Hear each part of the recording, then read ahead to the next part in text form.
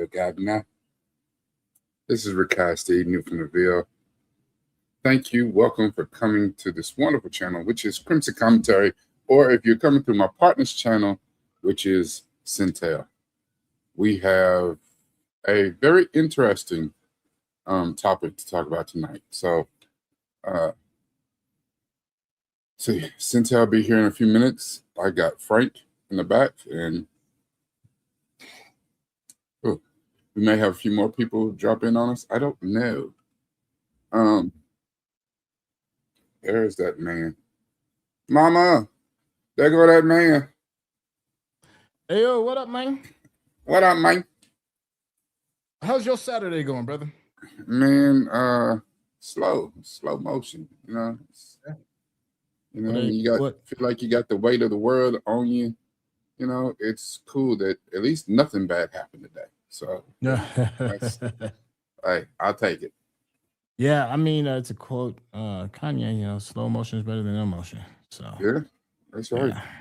Yeah, brother. Slow motion for me. Slow motion for me. Hold on. How you doing, sir? I am good, brother. No complaints, man. Just happy to be here. We got an interesting topic.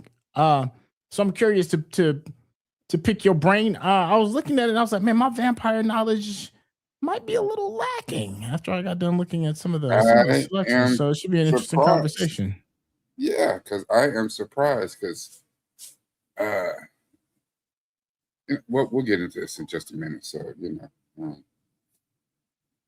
So, did you watch you was watching playoff NBA and oh yeah, I still got it on right now. I'm sitting here. I've got a little bit of the Lakers Rockets game kind of going on right now. Trying to see what's going down over here. In case y'all didn't know, I live in Denver, Colorado, and this is a sports town. Let me tell you, like you name it, people go hard in the paint for all things Denver. And since the Nuggets are in here, is all everybody's talking about. Matter of fact, we had a recording earlier this morning with Leo. Leo was in here this morning while we was knocking down some content, and he showed up just full on Denver Nuggets swagged out. I was like, hey man, so you had to bring it to the stream too? He was like, hey man, you know what this is. Representing the home team. Yeah, exactly. But it's a little bit different for Leo too, though. Yeah, I mean, he's from here. Well, I mean, technically, so is Michael Clara. But for those of us that aren't, it's just like, oh, okay. Do you have a dog in this fight? In the playoffs? Yeah. No. Okay. Nope. I don't know. Even you know me as far as the argument goes. When we get to going hard in the paint about Jordan versus LeBron and Team Jordan all day, every day. But I wouldn't mind seeing LeBron get one more and take it to the house. Like, yeah. I don't think he's gonna go to the house. I think if anything, he's got one more year. Yeah, his championship runs are done. That's all right. But it's okay though. I mean, Well, no, I mean, but it's not about LeBron. It's about the team. You know what I'm saying? Luka and AR-15. And they both injured. Yeah. That's what I'm saying. It ain't. Yeah. It ain't happening. Yes, it's looking bad. It's looking bad over there. Looking real bad. Team father time over there. So, yeah. I got some folks in here already responding to some of the stuff that you put in there. Someone's already gassing up John Carpenter's Vampires, 1998. My goodness. Wow. Yeah, that's a throwback for you. This right here, this is funny. Did I miss the list? And is it a Rakai list? Yes. You know how to take that, Rocky. What is that? What is a Rakai list? What does that mean? What does that mean? But yeah. I guess yes. I put the list together. Mm-hmm. And I tried to I did go from personal knowledge, and I did try to scour the internet a little bit just to see what other people was feeling. Some of the best vampire movies were. So, damn it. I knew I missed one. What'd you There miss? it is. Which one? There it is. Because I don't think it's on my list. Okay.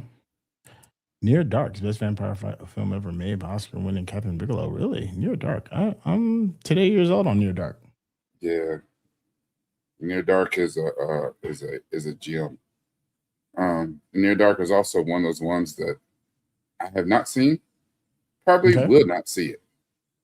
Huh. Which is real funny. So I guess came out in '87. Okay. Yeah. So I guess let's get into this. So this is an interesting topic because anyone who knows me knows I don't do horror movies. Yeah. So you go back to that, okay, you're like, all right, rewind. If you don't do horror movies, what the hell are we doing with a vampire list? I mean, I did it. The thought crossed my mind. I was wondering. Yeah. Okay. Yeah. I don't know. I really don't know what it is or where that line is for me because I like vampire movies and some werewolf movies. I like them. Okay. Can't understand it. Now, there is a difference. There are levels to this. And like Near Dark that they were just talking about by Catherine Bigelow. Yeah. I forgot all about Near Dark because it really is a gem. It's an obscure gem. It's one of Catherine Bigelow's first films, and I hear is fantastic. I would not watch it because when you're talking about a true vampire horror movie, that's that. Near Dark ain't to be played with. Near Dark, you're going to get up from the theater or whatever, you get up and be like, oh, I think I pissed on myself a little bit. Yeah. It's like that, and then you go to the opposite end of the spectrum, which is like Twilight. It's just the softest, wettest feels. The softest and wettest of films.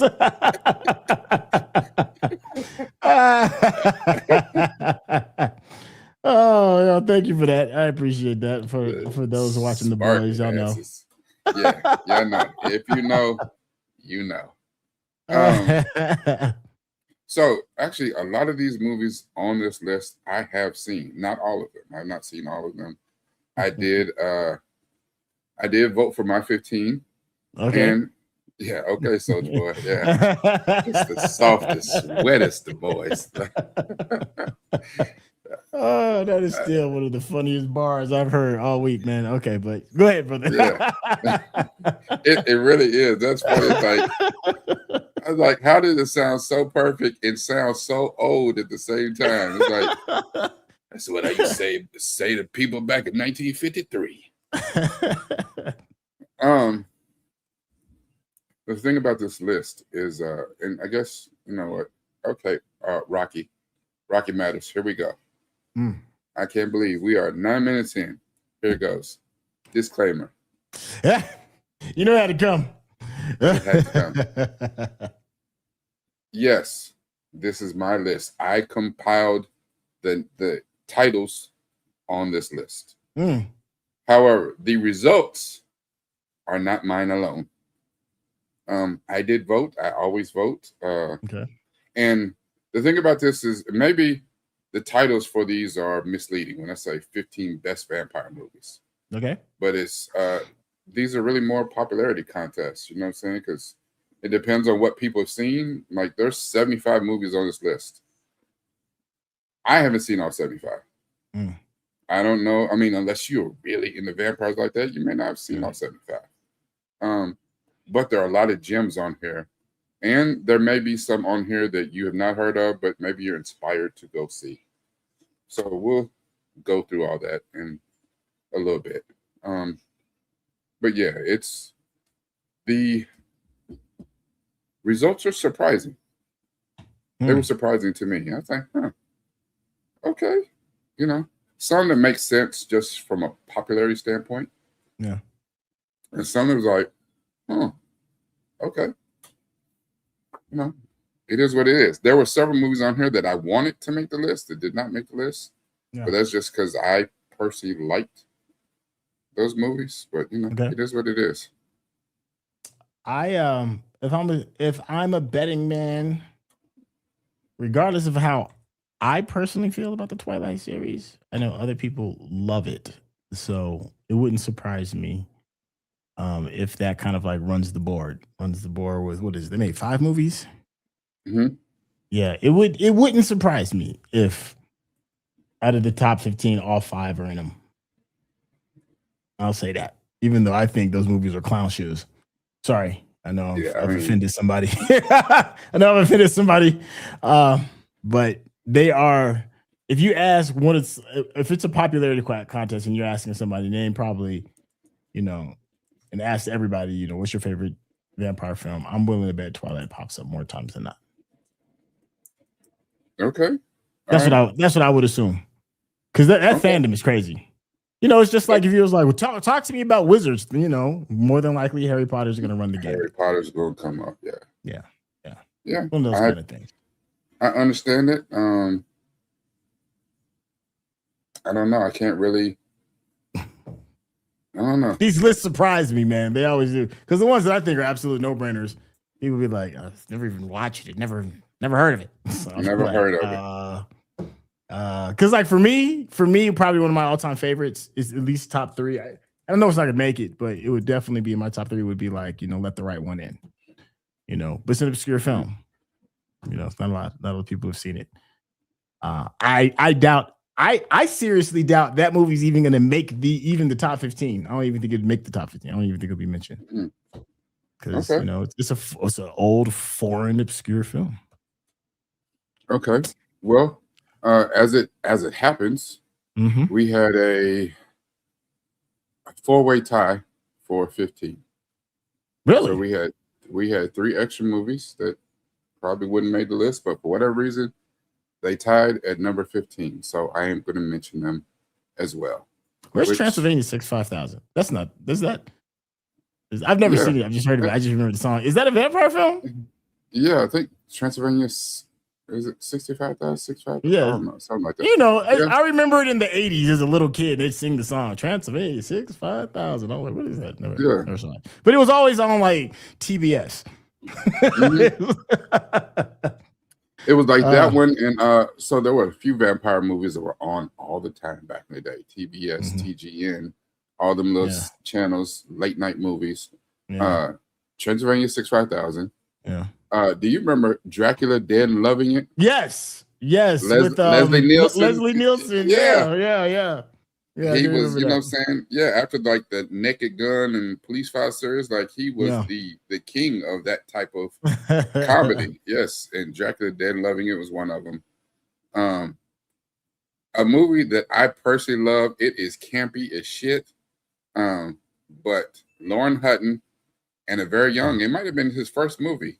Jim Carrey, a movie called Love Bites. Oh, that was Jim Carrey's first movie, wasn't it? That was his very first movie. Jim Carrey's first movie. Lauren Hutton.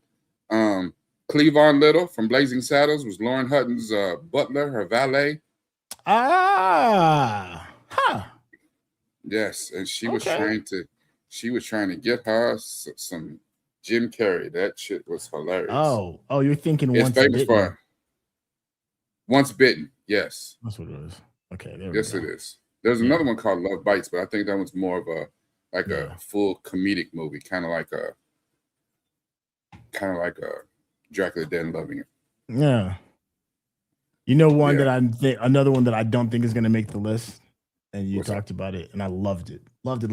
It was like a perfect storm of anime and vampires. Old joint called Vampire Hunter D. Love that joint. Vampire Hunter D is on the list of those first few animes that I ever watched. And I was like, I don't know what kind of cartoon this shit is, but I love it.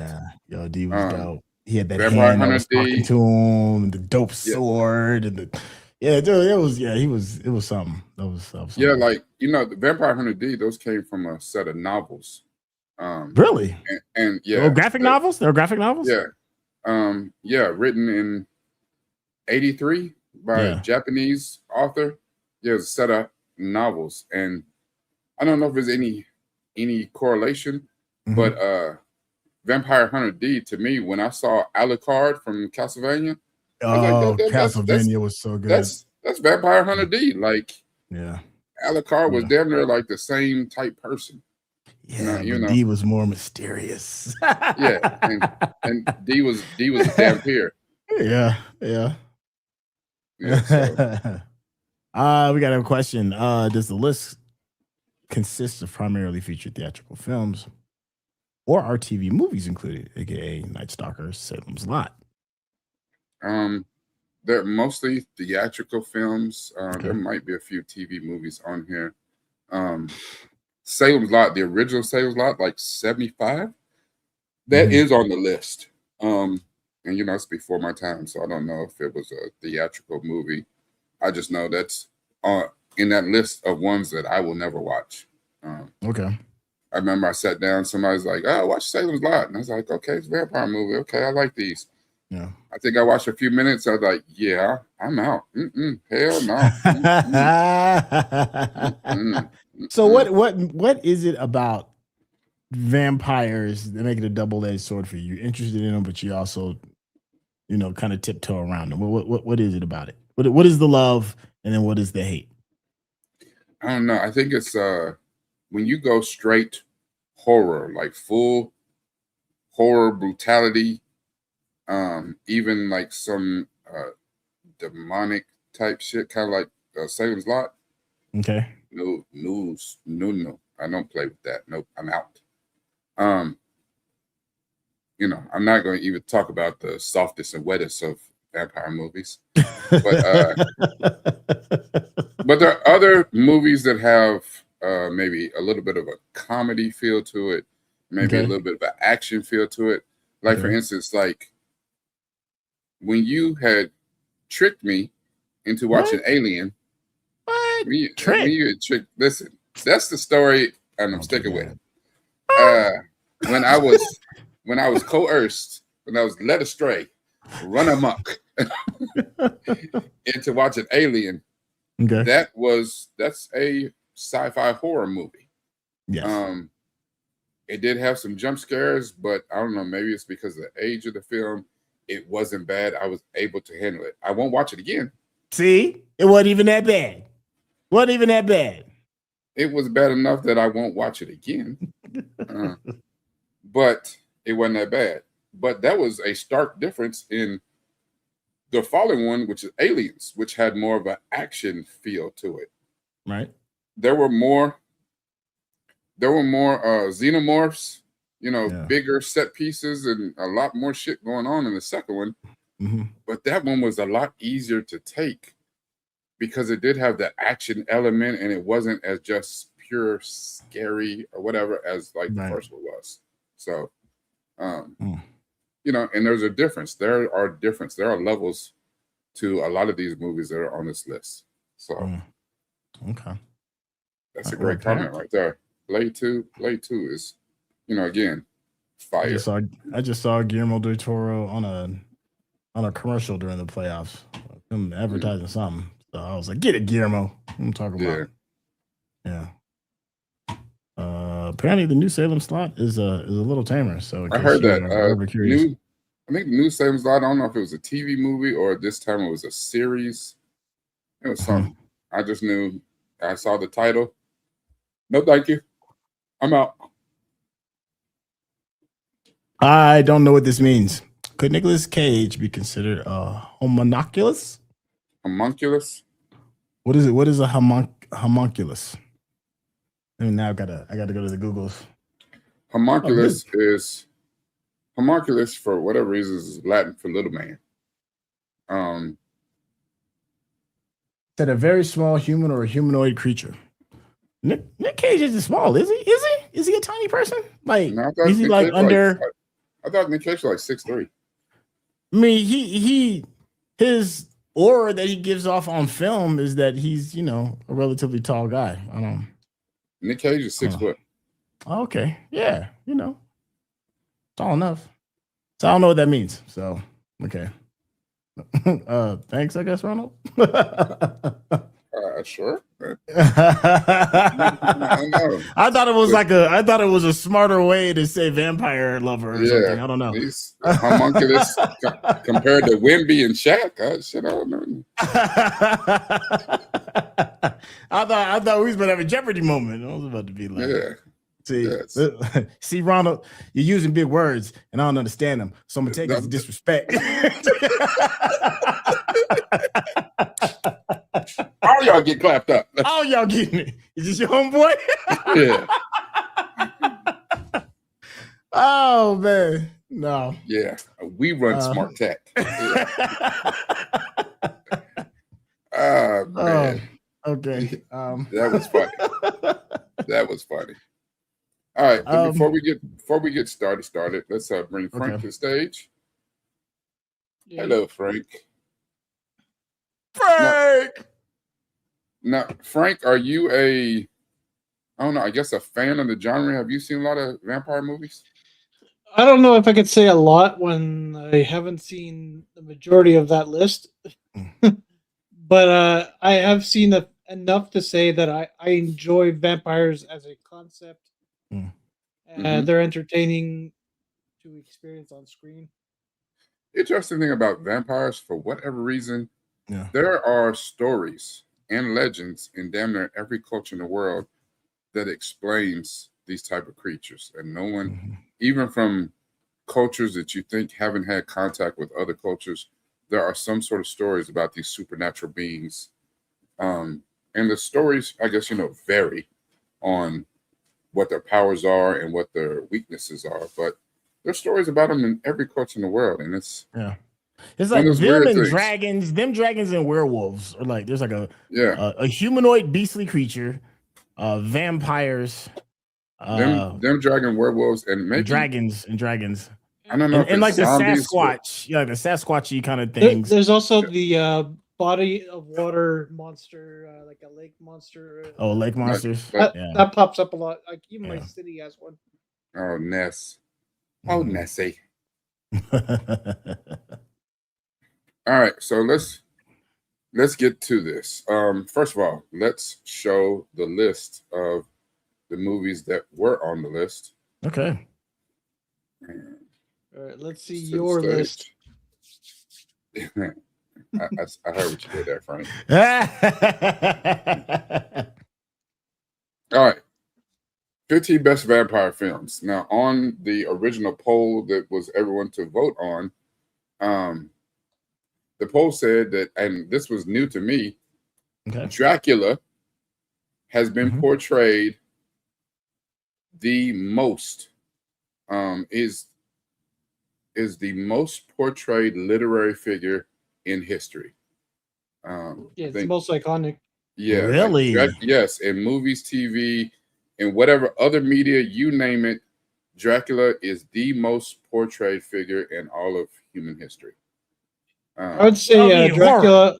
Sherlock Holmes is up there, but Dracula by far beats. I'd say Dracula is so iconic that if you go out for Halloween dressed as a vampire, the average person that's not too familiar with vampires would be like, "Oh, are you Dracula?" Like that's how big he is.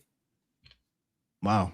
Yeah, Dracula has permeated almost every form of media, even from stuff like as simple as the Count on Sesame Street. He was teaching kids, Dracula's ass was teaching kids how to count. Yeah. Damn cereal. Phoenix of Get you some Count Chocula. Yeah.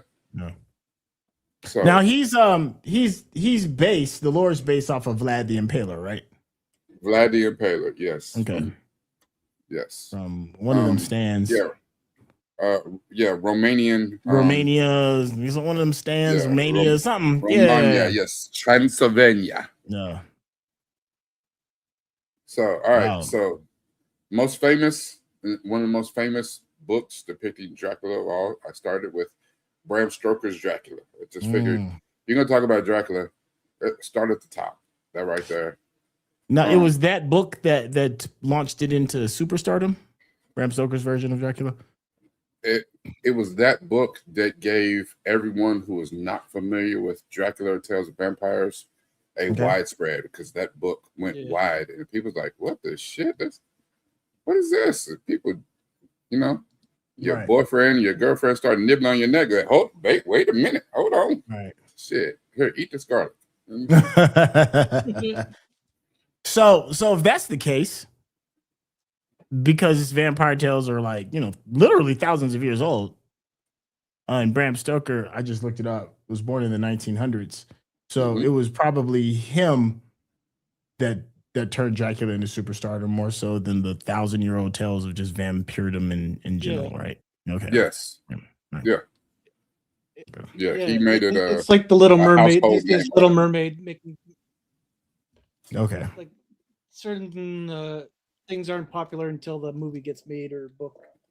Okay. And you have to think about it. It's kind of the same as Grimm's fairy tales, the Brothers Grimm. Right. They had fairy tales, you know, for a couple hundred years or whatever.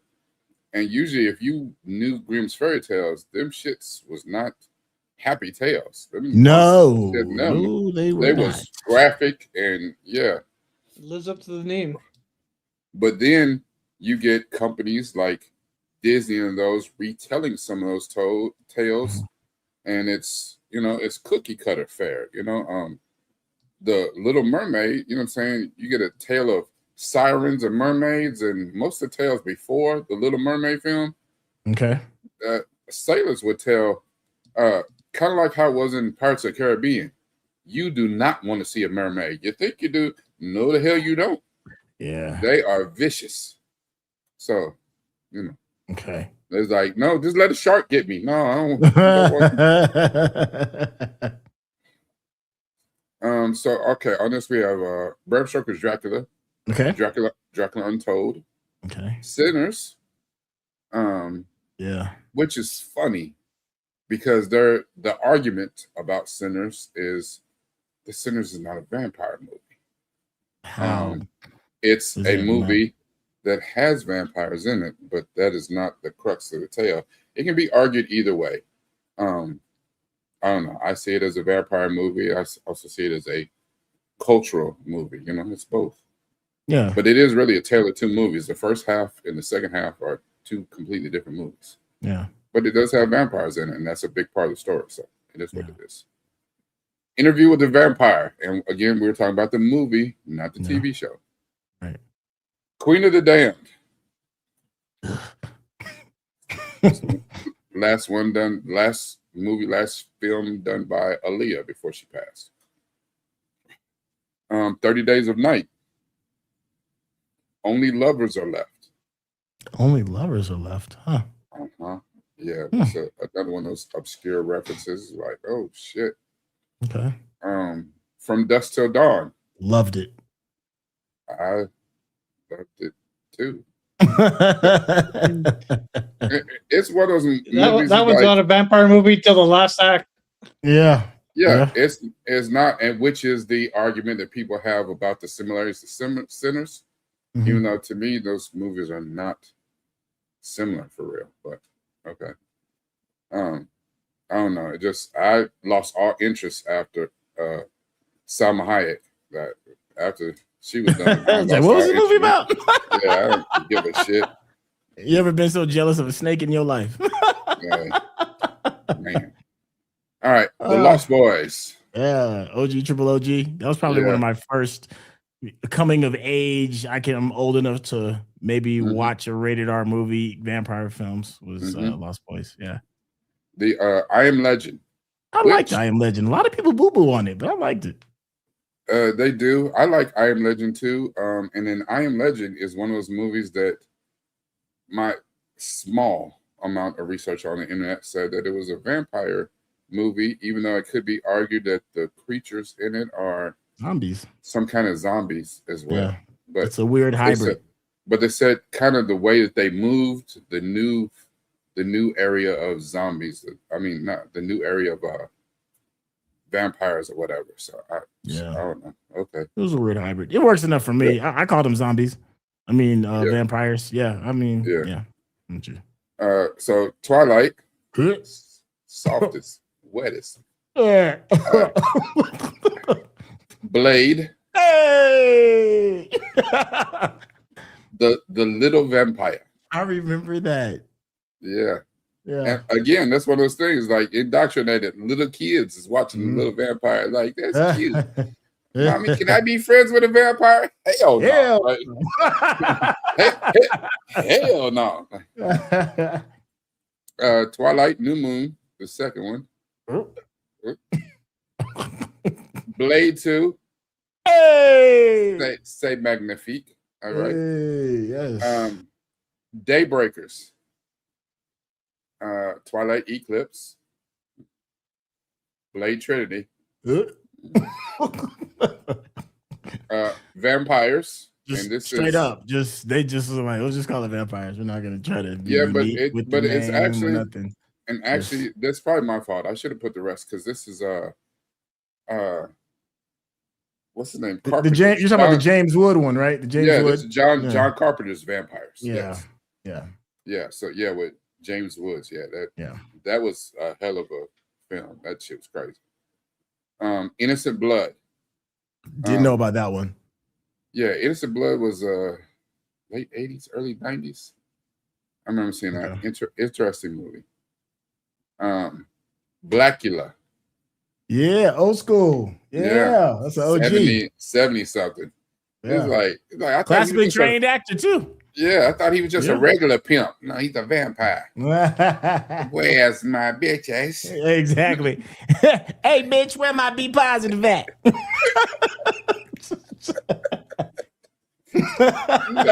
not to be positive. Oh, shit. Underworld. Twilight, Breaking Dawn, Part 1 and Part 2. Why? Now, before it was a TV show that was very popular, it was also a movie. What We Do in the Shadows was a movie first. The TV show is so ballyhooed. People love Taika Waititi. That's like Taika Waititi's that was his first TV show, right? I think so. I think What We Do in the Shadows is his first TV show, and they love it. But they just pulled it directly from this movie. Yeah. Now, did Taika do the movie? I know Taika did the TV show. Did Taika do the movie? I don't think so. Okay. I'm not sure. Yeah, I'm over here. I'm looking too. Let's see. Taika Waititi was in it. Ah, okay. Yeah, he was in it. Okay. Oh, Jermaine Clement did it. Okay. Oh, yeah, he directed it and he did both. Taika Waititi? Yeah, he was co-director and co-writer. Okay, with Jermaine Clement? Yeah. All right. So that came out in 2014. So then several years later, they was like, hey, let's roll with this. And it just worked for a TV show. And I need to see it because people love it, man. Like, love it. I think it could be considered both the movie and the TV show can be considered like cult classics. Mm-hmm. Buffy the Vampire Slayer, the original, the 84 one. With Pee Wee Herman? Yes, the one with Pee Wee Herman and Christy Swanson. Yeah. Yes. So that's definitely not the Sarah Michelle Gellar, but this one was camp. It was funny though. It was good. Pee Wee Herman has one of the most epic, one of the funniest damn death scenes for a vampire I've ever seen. He dies for like 10 minutes. Like that shit is hilarious. And you think he's dead, he's like, that shit is funny as hell. Yeah, I need to watch it now. Oh yeah, Pee Wee Herman is funny as hell. That which is it's crazy because so Joss Whedon did the serious version of it. Mm-hmm. Yeah, the show's great. But he also wrote the original one, just in case you didn't know. Yeah, he didn't direct it, but he wrote the original. Yeah. And then turned around and did a serious version. Then he did spin-off Angel. So he was in his bag right at that time. Yeah. Oh, just in case you're wondering, Leo and I are doing another Joss Whedon project. I know his name comes with tape. Don't you? I know. I know. Don't- I know. We're don't doing fire. shoot. We're doing Firefly. I'm sorry. I'm sorry. Son of a bitch. So our Patreon members will get an early access to. We've only done one episode so far, but it'll come to YouTube a little bit later because that is considered a super classic, super classic. I know. Don't be like that, dude. We got so much, man. We have so much work that we're doing, man. That's all right. All right. When y'all gone, I'll talk again. That's all right. All right. So there was the Fearless Vampire Killers. Okay. Let Me In and Let the Right One In. Now, Let the right one in. It was now the reason I said Woo! both of those together because the original is Let the Right One In. Yes, It's a Swedish flick. Yeah. But it was No notes. remade. It was remade as an American movie, and it's called Let Me In. Yeah, It's not bad. Yeah, It's it's, not it's bad. good, but It the just ain't the this right one one. in But is it actually is- one of the better ones. Yes, it is Yes. not the original. The original is something special. And then you have two of the OG triple OGs. Dracula, 1931. I want to say that's the one with Bela Lugosi. Yes, the 31 then- one is. Dracula, 1958. I want to say Okay. that's the one with. Is it Vincent Price or Christopher? Ooh. Christopher. Plummer. Christopher. You got me on that one. I've only seen the 1958 one. There's three of them. You got the 1925 one, the 1992 one. Actually, there's a 1931 one with Bela Lugosi. That's Christopher Lee. Christopher Lee's And 1958. Peter Cushing and Christopher Lee did the 1950. Yes. That's why Dracula is so iconic, is because There's so many versions of it. So many times. Yeah, But just so we're clear, so Christopher Lee was 1958. That was the most famous one. But Christopher Lee is Dracula and Peter Cushing. If you don't know who Peter Cushing is, he is Grand Moff Tarkin in the original Star Wars movie. And, yes. He was Van Helsing. 1931 is Bela Lugosi. Bela Lugosi became famous for his depiction of Dracula until Christopher Lee did it. And then, of course, the last one you're talking about, 92? Oh shit! Let me look at it again. Sorry, that one is Bram Stoker's Dracula. That's the 1992 with Gary Oldman in it. Gary Oldman. That was and Winona Ryder. Yeah. I mean, Gary Oldman. You put Gary in anything and it's golden. It don't matter. It's like it's almost an unfair advantage. I don't care what it is. And then because we're talking about some of the old schools, one that actually came before Dracula was the concept, and this was a silent film. OG original. Nosferatu, A Symphony of Horror, 1922. Silent film, scared the shit out of people. Everybody is the word you're looking for. Yeah. It was the first horror. Like the first horror on film was a Nosferatu. Well, the first hit. I think there's other horrors before Nosferatu, but it was the first hit. It was the first like mega hit. Yeah. Nosferatu the Vampire, 79. And then they did Nosferatu again just a couple years ago. I know you saw that one. Yeah, man, that is probably one of the more beautiful horror films I've seen probably since Pan's Labyrinth.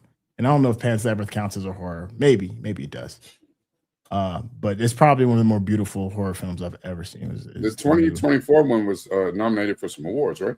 Hell yeah, it was. Yeah, deservedly so. It was like it's a visual spectacle. It's well made, but I didn't care for it. Yeah, now plot that's a whole different conversation. I'm talking about just the way it looks. Yeah, it looks spectacular. The plot is That was like when Chuck was trying to convince us, and he was talking about the Willow TV show. He was like, "Oh, it's beautiful." We was like, "But it's trash." Like, who the hell wants to talk about beautiful trash? Like, Now, a movie that I actually loved. It's a little gory, but it's funny as hell. is Renfield, starring Nicolas Cage and Nicholas Hoult. And this I never finished it though. Was it good? I couldn't finish it. I love it. I love it too. Yeah, I got about a quarter of the way through. Yeah, because it fit Nicolas Cage being Dracula or whatever the hell his name was in there. I think it was Dracula. Yeah, his over the top, the way he acts, he was perfect for it. And and Renfield being his it's Igor, his helper all these years. It was great. Hired help. He was sick of it, right? He was like going to therapy right for it, right? Yeah. He's going therapy. Yeah. Familiar. Dracula Dead and Loving It. Yeah. This right here, this is my fault because this should have been Once Bitten. I put Love Bites. Okay. Vampires Los Muertos. So the John Carpenter Vampires movie. This is the sequel. Featuring the first one had James Woods. The second one featured John Bon Jovi. Why? Can John Bon Jovi act? You heard what I said. I don't know. Maybe it explains why I never heard of it. Maybe that was his deal to get the soundtrack. I don't know what the shit they was thinking. I don't know what was going on. Man, well, he's halfway there. Yeah. Oh. Wow. He was living on a prayer. Oh my God. Listen, just take his hand. He'll make it. I swear. Where's that mute button? You know what? Listen. What do you want me to do, man? What do you want me to do? Our good audience, I apologize. Wow. I like that jokes, and that was worth something. All right. Yeah. All the dad joke peoples are booing you right now. They're like, that was you let us down, sir. Vampire in Brooklyn. I liked it. I thought it was fun. It's not a good movie. Let's be clear. But it's fun. I mean, come on, it's Kadeem Hardison. Eddie Murphy. Yeah. Angela Bassett. Yes, prime Angela Bassett. Prime, yes. Yes. You have G Money, Alan Payne's in it. Yeah. So, it's just, pot's a little shaky. That's all.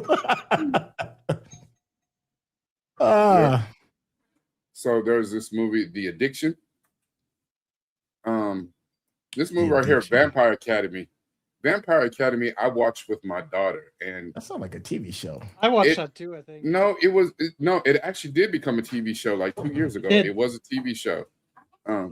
We watched first though. My daughter never watched the TV show, just for whatever reason. But we watched the movie together, Vampire Academy, and it was great. Like she loved it. I don't know, it's just one of those things. It was a moment with me and her, and so we watched it several times. Okay. It's a cute little movie about, I think they were training. They were training. It was like a teeny bop joint, right? It's like one of them joints. Yeah, it was a YA joint, but there were like good vampires who were part of like the royalty, and they went to school to learn how to understand the powers and understand what they did. And then there were Dampiers who were like the human helpers. I don't know, like they might have been half or something like that. And they're the ones who were basically like in other, like the Underworld series, they use werewolves to basically protect them while they slept during the day. Right. In this Vampire Academy, they had humans who were trained to be able to whoop the ass of the bad vampires who were called the Strigoi. Okay. So I hate to admit it, and maybe we might entertain it. I've only seen the very first Underworld. I've only seen the first one, actually. And there's like 4 of them, right? There might be more than that. I don't know. I lost count. Okay. Would y'all let us know if y'all would want us, even though, and I barely remember the very first one. Would y'all want us to run Underworld? I don't know, because I know that one is kind of cool for you, right? Because it's more action than horror, right? Yeah, I've seen. I want to say I've seen the first 3. I've seen. There's 4 Underworlds. Okay. No, I think there's 5. Because I've seen Underworld Evolution, Underworld, Rise of the Lycans, which none of the people none of the people in the first two movies are in the third one. It's kind of an offshoot. Okay. And then there's like a Blood Wars and something else or some shit. I lost track. Okay. I no longer gave it down. We might run that one just to see, even though, and we'll just tell the truth up front and be like, yeah, we've both seen it, and I vaguely remember it, but I just didn't hop on the Underworld train like everybody else did. But I heard it's a fun train. I heard it's fun. Yeah. Well, at least it's better than Twilight. I'll say that. That's what I've heard. No comparison. Yeah. Okay. Plus, you get 5 of them. What you get? Underworld, you get Kate Beckinsale. Yeah. And Skin Tight. I don't even know what that shit is. Leather, some shit. I don't know. She's like a superhero, but a vampire. So this movie, Byzantium, which I hear is an obscure, and it's like if you're really into vampires but more tinged towards the horror side, this one right here is a good one.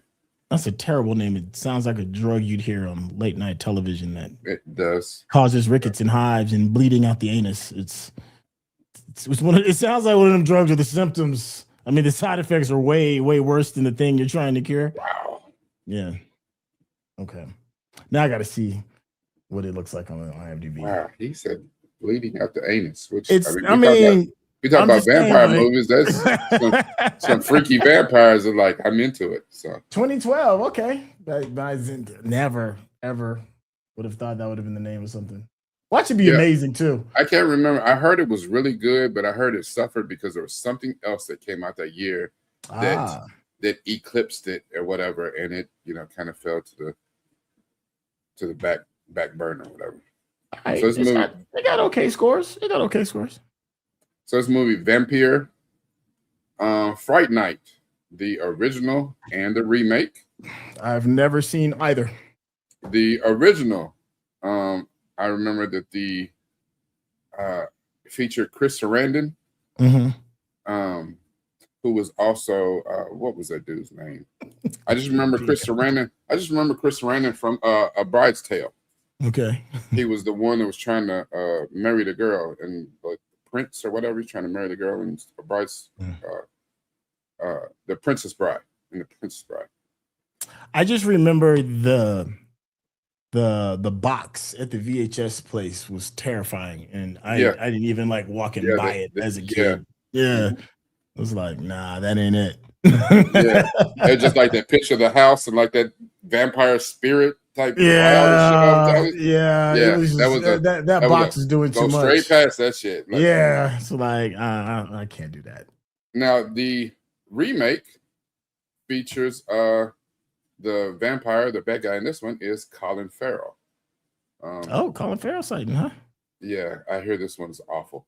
Like Colin Farrell in this time, he was in his bag doing remakes. Like he did a remake of Total Recall. Shit. He did this remake of Fright Night. Shit. Like he needed money, man. He needed the check. I guess that's what it sounds like. It sounds like he just needed to check. I guess he's probably making movies in Prague right now. Like, the casting director's like, well, it came down to you and Steven Seagal. So, Dracula, A Love Tale. This is the one that just came out. Sober. Okay, A Love Tale, huh? Yes, Dracula, A Love Tale. This one just came out either beginning of this year or the end of 2025. I heard this one is excellent. Okay, yeah. Even IMDb was like, huh? Okay. The Hunger, Kiss of the Vampire, Blood Red Sky. Was that the one that was on the plane? Yes. Okay. Yes, and old girl was trying to get to some place for a cure or something. Yeah. And she had a daughter with her. I think it's a daughter with her. And the whole thing was that she was the vampire in the plane, right? That was the whole shtick.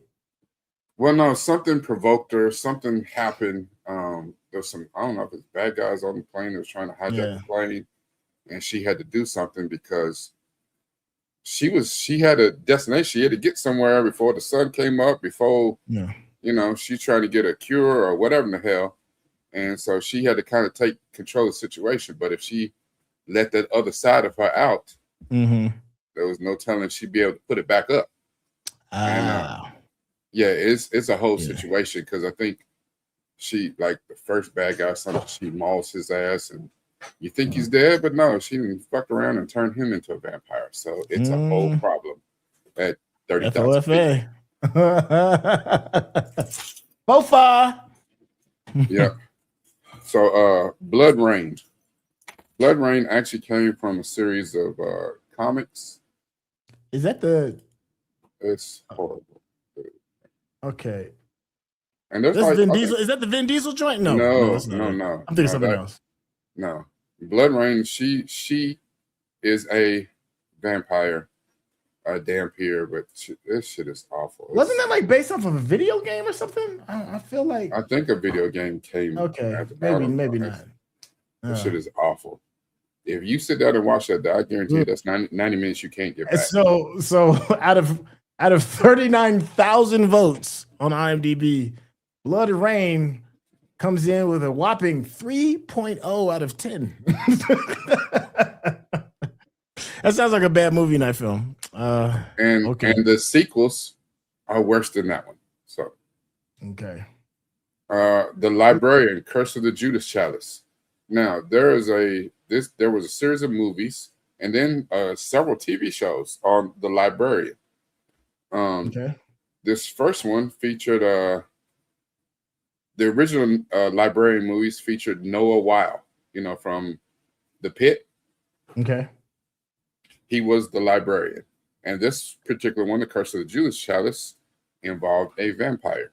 It's actually a decent movie. It's funny because it's just something about these movies, the way that they're done. They have a very not after school feel to them, but they felt like streaming movies before there were streaming movies, if that makes sense. Straight B movie. Yeah. Straight up That's what it felt like. So it's like this is a TV movie. So, and I think it might have been a TV movie. I'm pretty sure this did not go to the damn theaters. My Babysitter's a Vampire. I think this was a TV movie as well. It has a Nickelodeon feel to it. Yeah. One of your favorites, Sony, not Marvel collab, Morbius, featuring the fantastic. Don't say his name. Don't say his name, because he might come out. Or just don't even say his name. Yeah, it's like Chuck, John Hendry, and that dude. Now, this is a movie that I actually love. Priest is a movie that I love. It stars Carl Urban and Paul Bettany. And Maggie Q is in it as well. Yes. Yeah. Yeah. And I forgot all about that joint. Yeah, this movie, I like this movie. Because it's like he's like a real priest and they're fighting off, vampires, the creatures or whatever. But the creatures they've been seeing, they said, no, they sat back and regrouped. And nobody believed the creatures was back. This was a dope ass movie. Okay. Dracula Reborn and Dracula 2000. These were straight horror movies.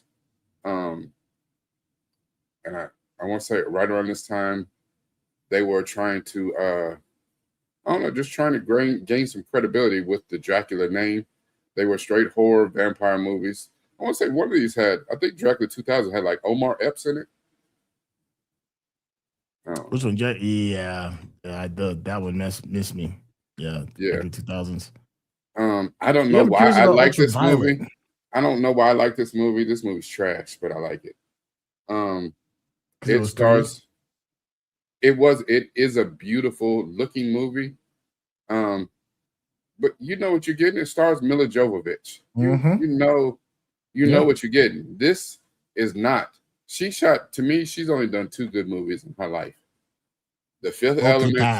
Multipass. Yes, Fifth Element, and what was the other one where she was Joan of Arc? Oh, I think that's what it was called, right? Joan of Arc. Yeah, something. It's something like that. Those are the only 2 movies she's ever done. And then I think her husband like directs all her movies. That's how she keeps getting work. Now it's been a while since I've seen Ultraviolet. I'm trying to remember what the plot. I just remember it being pretty and the grass was sharp and could kill you. And it had old girl from Firefly in it. I know. Yeah, Ultraviolet was I don't even want to say what's it called? Post-apocalyptic.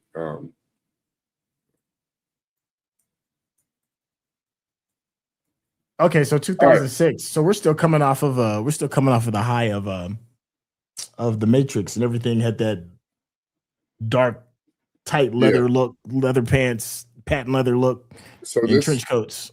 This says the late 21st century. Okay. It's a vampiric disease that modifies some people, and it gives some of them superhuman strength, intelligence, and speed. But a worldwide civil war looms as normal people feel threatened by their enhanced brethren, and they demand the extermination of the group. And it just so turns out that Mila Jovovich is an enhanced one, and she finds herself caught in the crossfire where she becomes the protector of a boy who is perceived to be the cure and a threat to humanity. So, so it's different because the vampires in this are not so much vampires just looking out to drink people's blood and like other vampire movies. They call it, they're genetically enhanced hemophages. So they have a genetic problem with them. And it's about the purity of the blood. It's some weird shit. Oh. Yeah. I don't know. But it's a cool movie. That's why I didn't remember it. It's got some cool action pieces to it, you know, just, kind of typical shit to make, to play on what they'd already done with her in The Fifth Element. So, Abraham Lincoln, vampire killer. Vaguely remember it. I just remember he was nasty with that axe. He was nasty with that axe. Yeah, and it also featured Rufus Sewell and a younger Anthony Mackie. Really? Back then? Yeah. Okay. The Last Voyage of Demeter. This just came out last year, 2 years ago, and allegedly in the annals of where it talks about, I don't know, maybe it's Bram Stoker when he talked about Dracula. Okay. When Dracula left Europe and went across the seas to start visiting the world. Well, I mean, nobody was flying then, so he was on a ship, and it was called the Demeter. And apparently, the Demeter landed, and everybody on that bitch was ripped to shreds, like and they found, I don't know, his crypt or whatever. That's the story. So okay. So in this movie is the first time it was ever depicted of, basically a vampire at sea. So it's basically like that last scene of what's that damn movie? Jurassic Park, The Lost World. Okay. Yeah. That's the same thing. Yeah. Right. Yeah, it's like the T-Rex got loose on the boat. Yeah, he ate everybody. He's hungry. Everybody. Salem's Lot. We talked about Salem's Lot. Absolutely not. Abigail. That one just came out. That came out like a couple years ago, right? A couple years ago. Yeah. A movie called Thirst. Night Teeth. This was, I don't know if it was a Netflix movie. It might have been a Netflix movie. I like this movie. It's like a Cinemax movie. What the hell? No, it's a little young dude. His brother owns a car service. Okay. And he's he begs his brother to drive the car service or whatever. And because I don't know, he's not feeling well or something like that. And his brother lets him drive. Well, as it turns out, his brother is part of a gang, but the gang, they know about vampires and they've been out here fighting vampires in the streets or whatever. and his brother ends up driving around a couple of vampires while they run a few errands, and they is killing the shit out of people. And it's him. He's a young, Afro Boricua, Afro Latino dude. And I like this movie. It's a cool movie. Day Shift is the one came out a couple years ago with Jamie Foxx. I liked Day Shift. Day Shift was surprisingly good. I did too. Day Shift, Jamie Foxx, and goddamn Snoop Dogg. It's funny because people don't realize that Snoop Dogg is 6'6". Like Snoop Dogg is tall as hell. Yeah. Crimson Peak was another one. V for Vengeance. Cirque du Freak, the vampire's assistant. I shouldn't have liked this movie, but I did. It's weird. John C. Reilly. Dampier, Vamps, The Forsaken, Blood, The Last Vampire. I like this movie as well. Blood. That's based off of the anime, right? The anime, yes. Yeah, okay. Blood, The Last Vampire was a movie that's based off of anime. There's Blood and Blood Plus. Vampire Hunter D, also based the anime. There was another one. Hold on, there's a live action Vampire Hunter D? No. Oh, okay. No, this is the anime. Okay. But I had to put it on the list because this is one of those ones. It's too much of a classic. Yeah. Yeah. Kiss of the Damned, Kiss of the Vampire, and last one is Underworld Evolution. Okay. The only reason I didn't put Underworld Rise of Lycans, which is to me the other good Underworld movie, or good is a relative term. But that one's really about the werewolves more than it is about the vampires. So okay. Oh Jesus! All right. Yeah, that was a thorough list. That's why I thought I was gonna be like, before we got started, I was like, oh yeah, I've seen a few. I'll be straight. And then I saw that list. I was like, oh, I ain't seen a damn thing. There was a lot of some obscure and some ones that I just vaguely remembered that was on there, and I was like, okay. Yeah, Vampire Hunter D had a sequel called Bloodlust that a lot of people really enjoyed that one. I think the first one's better. Classic. But that's, it's up to your interpretation, whatever. Yeah. Welcome back, Frank. Hey, Frank. What's going on with you, champ? The friendly reminder, reboot your platform once in a while, because it's been about 3 or 4 months since I rebooted my PC, and everything locked up where it took me 20 minutes just to reboot. Damn. Oh, yeah. All right. So now, without further ado, and I've already given the disclaimer, without further ado, let's jump into what showed up on here. Tied for 15th. We talked about it briefly, but it was nice. Okay. I'm glad it made it. There's more of a reason for me to have to really get seeing that one. Okay. I haven't seen the show, but the movies are fantastic. Yes. Okay. So, and I believe that, sometimes it's hard to grab some of these pictures. I believe that's a picture of the TV show, not the movie. Okay. But it's similar characters. So yeah, What We Do in the Shadows, the movie 2014. That I don't know. It's kind of surprised. You know what I'm saying? I know about it, and I know it's kind of irreverent. It's like if you take some vampires and put them in the setting of like The Office or some shit like that. That's what it's like. Because it's very much about their routine, mundane, everyday, the everyday shit that they do. You get all the boring stuff with the good stuff, and but it's delivered in a comedic way. Yeah. So people, like you said, people love it. Okay. People love it. Love it.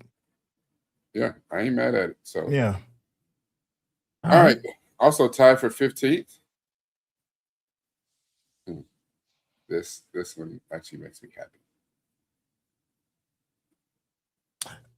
It made it. It did. I was really shocked. I didn't think it would even make the list. So, for those that don't know, Oscar, a sensitive, bullied 12-year-old boy living with his mother in suburban Sweden, meets his new neighbor, the mysterious and moody Ellie. They strike up a friendship. They're initially reserved with each other, but Oscar and Ellie slowly form a close bond. But it soon becomes apparent that she's no ordinary young girl.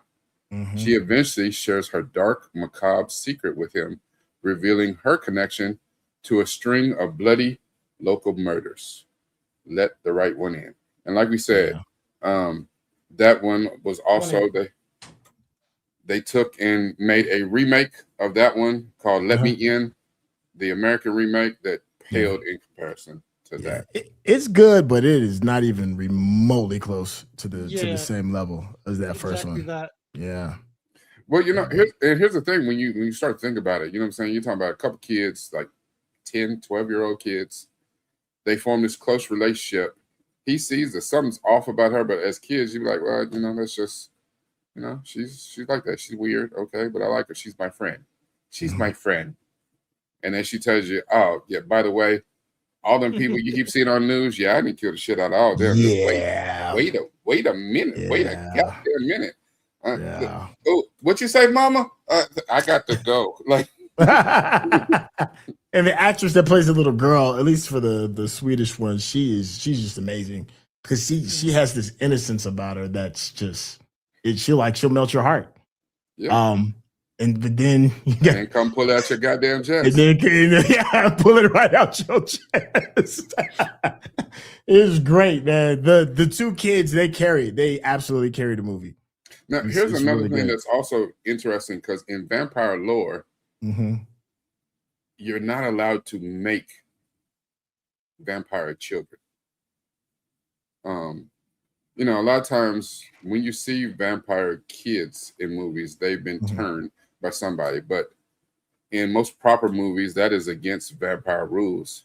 Because, well, you know, like all kids, teenagers, especially below that, they have a hard time establishing what is right and what's wrong. They don't, you know, consequences and shit. They don't understand any of that shit.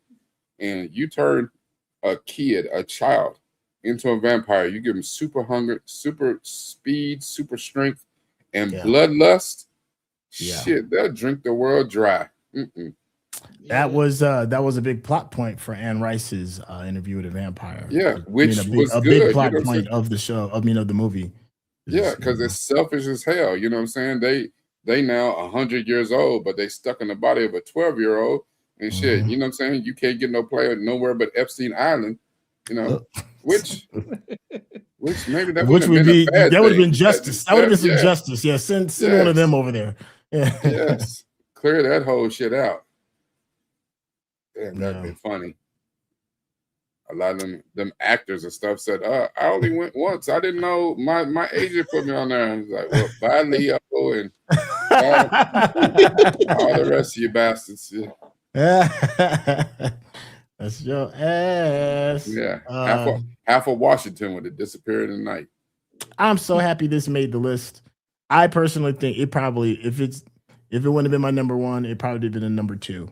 I love that movie. Easily my top three. I don't know where it would be in top three, but top three for sure. Yeah, that gives me faith in the list that it was at least made it. That movie is jarring. And I don't know, it's just something extra creepy about when you make children vampire, and especially when you get a capable actor or actress that could pull it off. Like, that movie. I don't know how I finished that shit. I'm actually surprised you watched it, man. Yeah, I am, man, because that one is it's a little spooky. Yeah. Speaking of children vampires, here's another one I have not seen. I know all about it though. I'm intrigued, but I don't know if I can't watch it because I know better now. Oh yeah, you will not survive that one. Yeah, I've heard it's actually kind of funny. It is funny, but it's also horrific. Yeah, that's what I've heard. I've heard that this movie is, as far as vampire lore and what they go through and stuff, that it really is good. So the Abigail's a 2024 movie. Follows a group of criminals who kidnap a 12-year-old ballerina, the daughter of a powerful underworld figure. They take her to a secluded mansion and they're just to hold her for 24 hours to collect a $50 million ransom. But then the plot twist when the kidnappers realize the girl is a vampire and they're trapped inside with her, not the other way around. Yeah, that part. Just one quick callback in case you're wondering how good Let the Right One is. On IMDb with over 240,000 votes, 240,000. It is a 7.8. Just wanted to let y'all know that's how good low. that movie is. Yeah. But yeah, I haven't seen. So Frank, you said you did see Abigail. Yeah, I did. Okay. It's funny because of how absurd it is, Mhm. but they go full gore, full like pop-ups, and like they do it, all of that. Is it on the same level of fun hokiness as like Megan? It's similar hokiness, Okay. but a less family story. Okay. Yeah. Because Megan is fun. Megan was a lot of fun, but it's an awful script, but it's fun. All right, maybe I'll give Abigail a run. I heard that, and again, this is what I heard. I haven't seen it, but that what made Abigail sort of funny, maybe even it wasn't intended to be funny like that, was the yes, thank you, Dominica. Yes, the Abigail likes to play with her food, and she does. And the dialogue between the people once they realize, what's our Bill Duke saying? Yeah, is it? Yeah, you fucked up, didn't you? Like without this doesn't give anything away. Like one of her kills, she does ballerina moves well. Yeah, she was. Yeah, it's something. Yeah. And the last one. So coming in at number 15, last one. Okay. I don't know. I guess it's okay, but I wish it would have been higher. Vampire Hunter D. I'm surprised it even made it. Honestly. It did make the list. Yeah. And again, when the poll goes up and it just goes out to who it goes out, and whoever responds and does it. Vampire Hunter D is, like I said, the books came out in 83. And I think the first anime, I want to say the first anime probably came out late 80s. Sounds right. Yeah, I think I saw Vampire Hunter D. It had to be early. It had to be like 91 or 92 or the late 80s is when I saw it. The first one came out in 85. Okay. Then they did Bloodlust, the second one, in 2000. Okay. Yeah. Because it looks like an old anime, like you see. And it is. Yeah. It's got the style, yeah. It is, and like saying for me, so Vampire Hunter D has a bit of nostalgia in my heart, and it's definitely one of the ones that I voted for, because Vampire Hunter D, Ninja Scroll, Fist of the North Star, Akira, those were some of the first animes that I saw, and I was like, I don't know what this art style is, but I like this shit. Yeah. So, yeah, that one meant something to me personally. All right, now we're on the list at number 14. Again, Centel, you might not want to look. Oh god. Oh, yeah, man, that's it. That was the little VHS board that used to scare the shit out of me as a little kid, man. It was something about that, man. I was like, that's not for me. For some reason, I'm not seeing the images when you pop them up. Oh, really? Is anybody else? Can y'all seeing the images?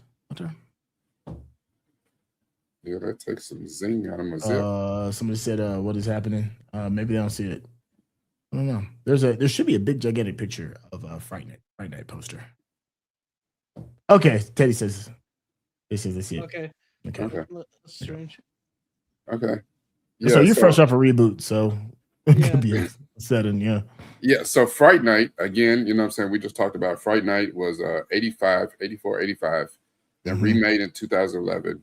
The original featured, and this is the vote for the original, the 84, 85 one. Okay. Featured Chris Sarandon as the neighbor next door. The thing about Fright Night,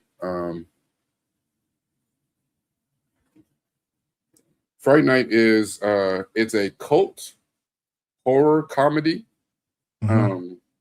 which take that for what you will, 80s comedy. So teenager Charlie Brewster discovers his charming new neighbor, Jerry Dandridge, is a vampire. But Charlie is a horror film junkie. So when he tries to tell people that his neighbor is a vampire, nobody believes him. They think he's crazy as hell.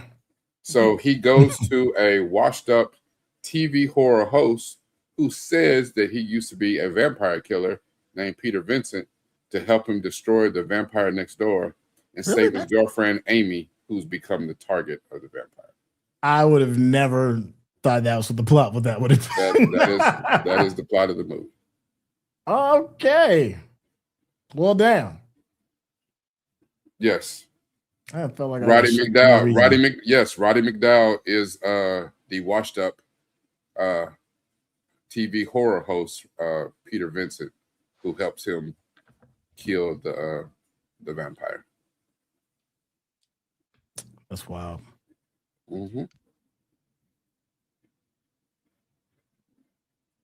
That's right. Yeah, Fright Night's an easy and underrated gem. A lot of people who are really into vampire movies like that, they love Fright Night. I saw Fright Night once.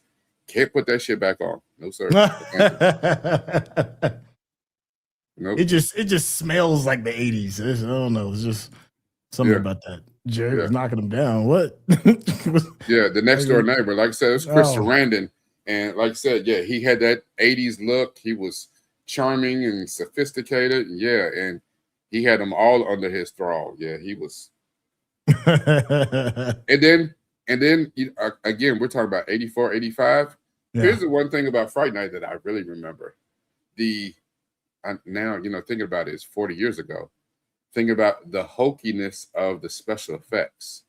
Oh, God. And everything is practical, right? Yeah. Yeah. I almost silicone masks and fake blood. Yeah. I think like Rick Baker might have done this shit because it looked like as soon as they got finished in the movie, they're gonna go next door and be on the set of Thriller, Michael Jackson's Thriller shit. That's the kind of the protruding mouths and silicone mask and fake blood. Like that's what it looked like. I'm not mad at the old silicone and fake blood era. As long as it looks good, you know what I'm saying? I don't mind it. Yeah, I don't mind practical effects. Yeah. Fright Night with David Tennant. David Tennant. Okay, we both saw it at the same time. Maybe that wasn't the new one. I'm assuming. No, because what's the name? Colin Farrell is a vampire of the new one, so I don't know anything about David Tennant. I could absolutely see David Tennant as a vampire, though, playing a vampire. I could absolutely see that. Yeah, that'd be funny as hell. Yeah. Or scary. Yeah.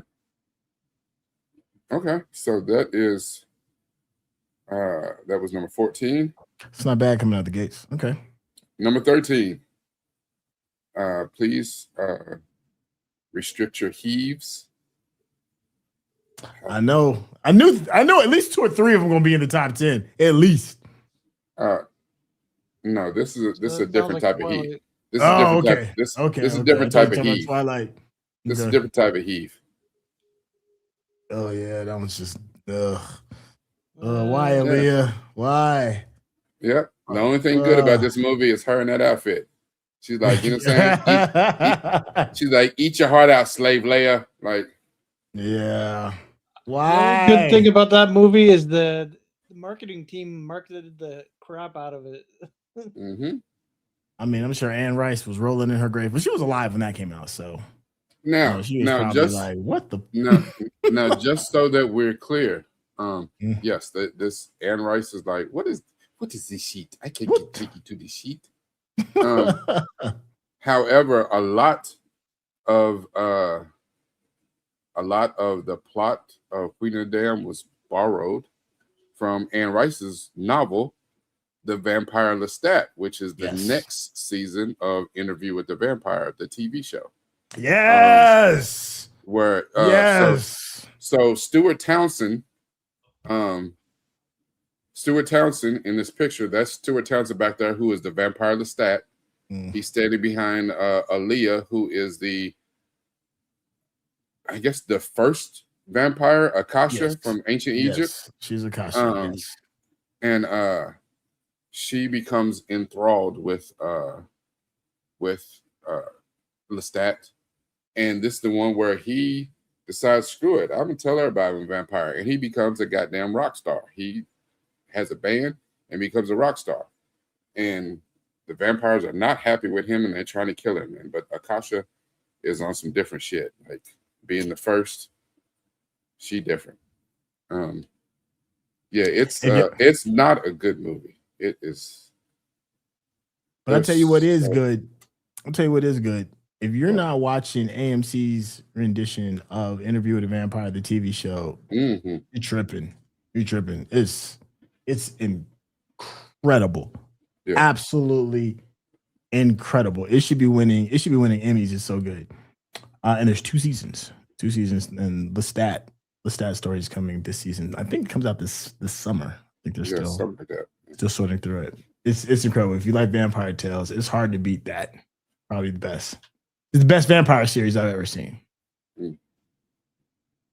Now we're on number 12, which is a movie I admit I have not seen all the way through. There was just something about it that I had to check out halfway through. I said, I can't. I'm not gonna make it to the end.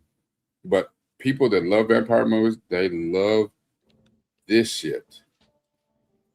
Yeah, Aaliyah was everything. Yeah, that movie was ass.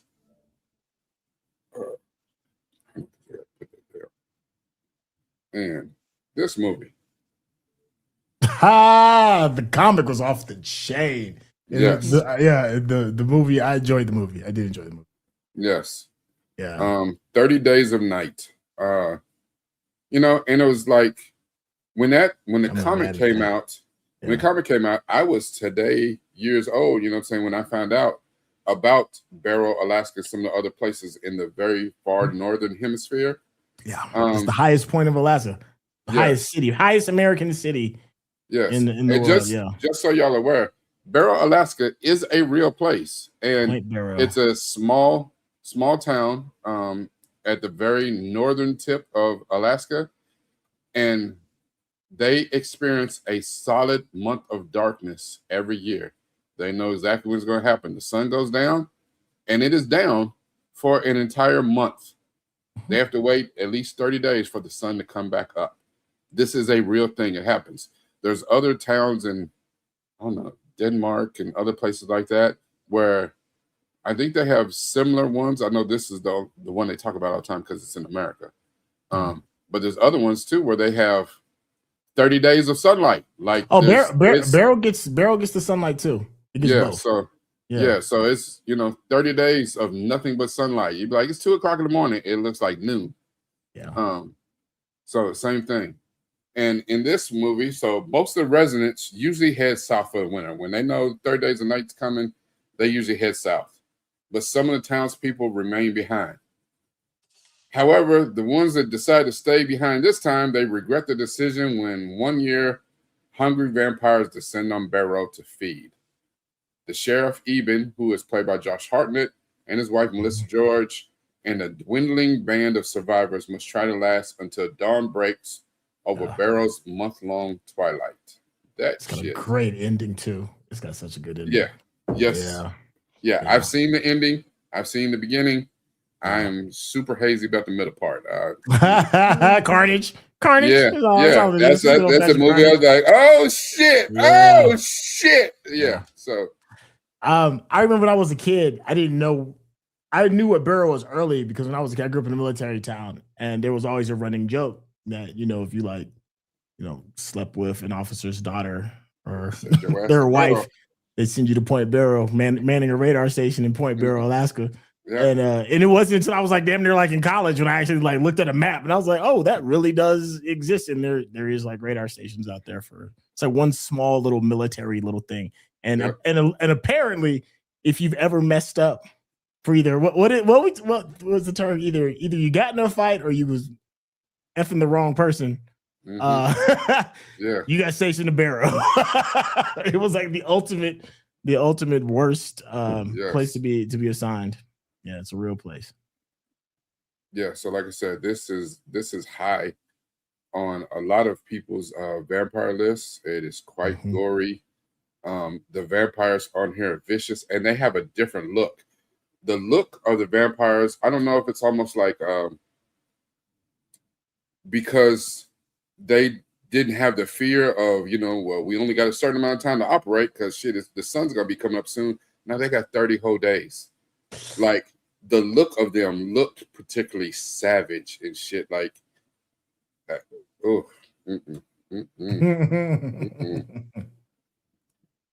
like I said, for me, y'all, sometimes I don't know where to draw the line, but that's one of those ones. Nah, never.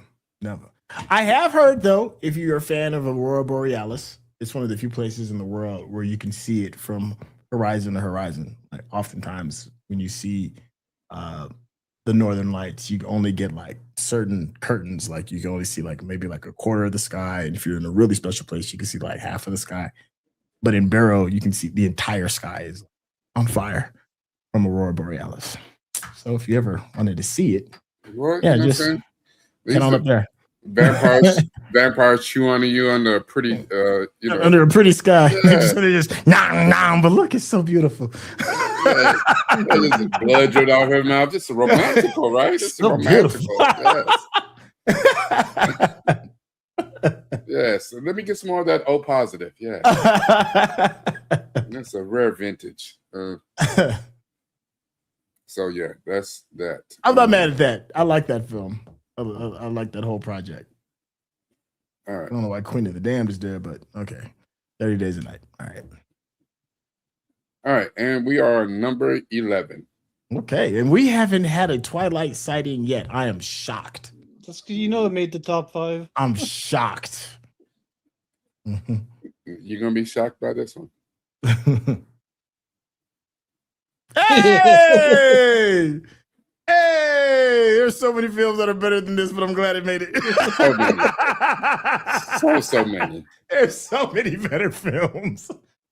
Oh, it's a guilty pleasure. Vampire Brooklyn is a guilty pleasure, man. Yeah, like Queen of the Damned, this one, Vampire in Brooklyn.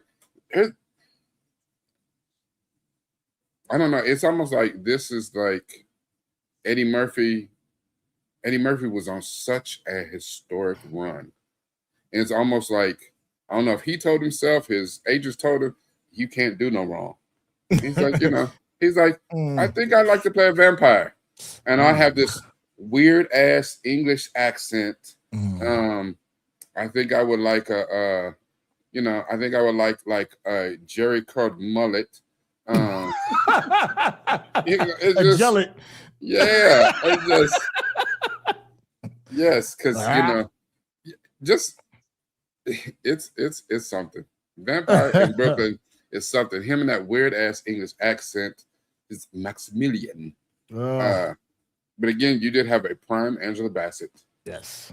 Kadeem Hardison as his ghoul, who is falling the fuck apart the entire movie. Is Kadeem Hardison really, to me, saves that movie because he is funny as hell in that movie.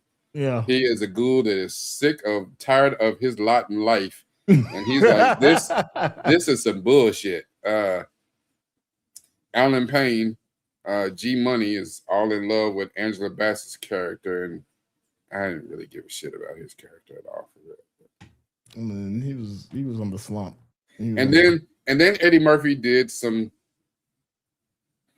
This movie could have been better if Eddie Murphy played it like a vampire movie, but he did an Eddie Murphy. He made it an Eddie Murphy movie, and he quickly turned it into clumps. So he started playing a bunch of different damn characters. Though. The preacher was kind of funny, though. Funny. That shit was funny. He's like, evil is good. What?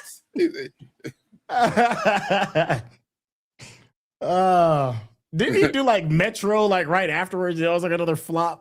Yeah, like, he was. He was on a nasty skid. Like I feel like it was I'm sure. This was like the start I'm sure of it. during this time is where he probably pulled out. Somebody's like, "Hey, you want to do this sci-fi movie? We call it Pluto Nash." Yeah, I'll try that shit. Oh, we definitely have to do a bad movie. I've never finished Pluto Nash. It's that bad. I've never started Pluto Nash. I've never. Oh man, I never retained it. Yeah, I heard about it and I was like, no, thank you. It's bad. Yeah, I remember the last movie I watched by a comedian who tried to do a sci-fi movie was really bad. I don't even remember, but I watched Bill Cosby did Leonard 6. Oh, Leonard Part 6. Oh my God. I could barely finish that. It was something like all I remember was people like the bad guys dying because he was putting meat on them. I don't know. I don't remember. They were all like, meat. That's all I remember. And all I know is when I got through watching that movie, I wanted to beat the pudding pops out of his ass. This bullshit. Oh. Yeah. It's almost like Eddie had to do the movie because he lost a bet. Yeah. That and Ghost Dad are like the only Bill Cosby movies that I remember in the 80s. That was it. I know he had like blaxploitation films on lock. He was in a bunch of blaxploitation films, but in the 80s, that's the only ones I remember from Bill. Okay, so I mean, Vampire in Brooklyn had the potential. Yeah, the meat thing. Yeah, his meat was killing him. But it's true though. Whoever the bad guys were, they couldn't handle the meat.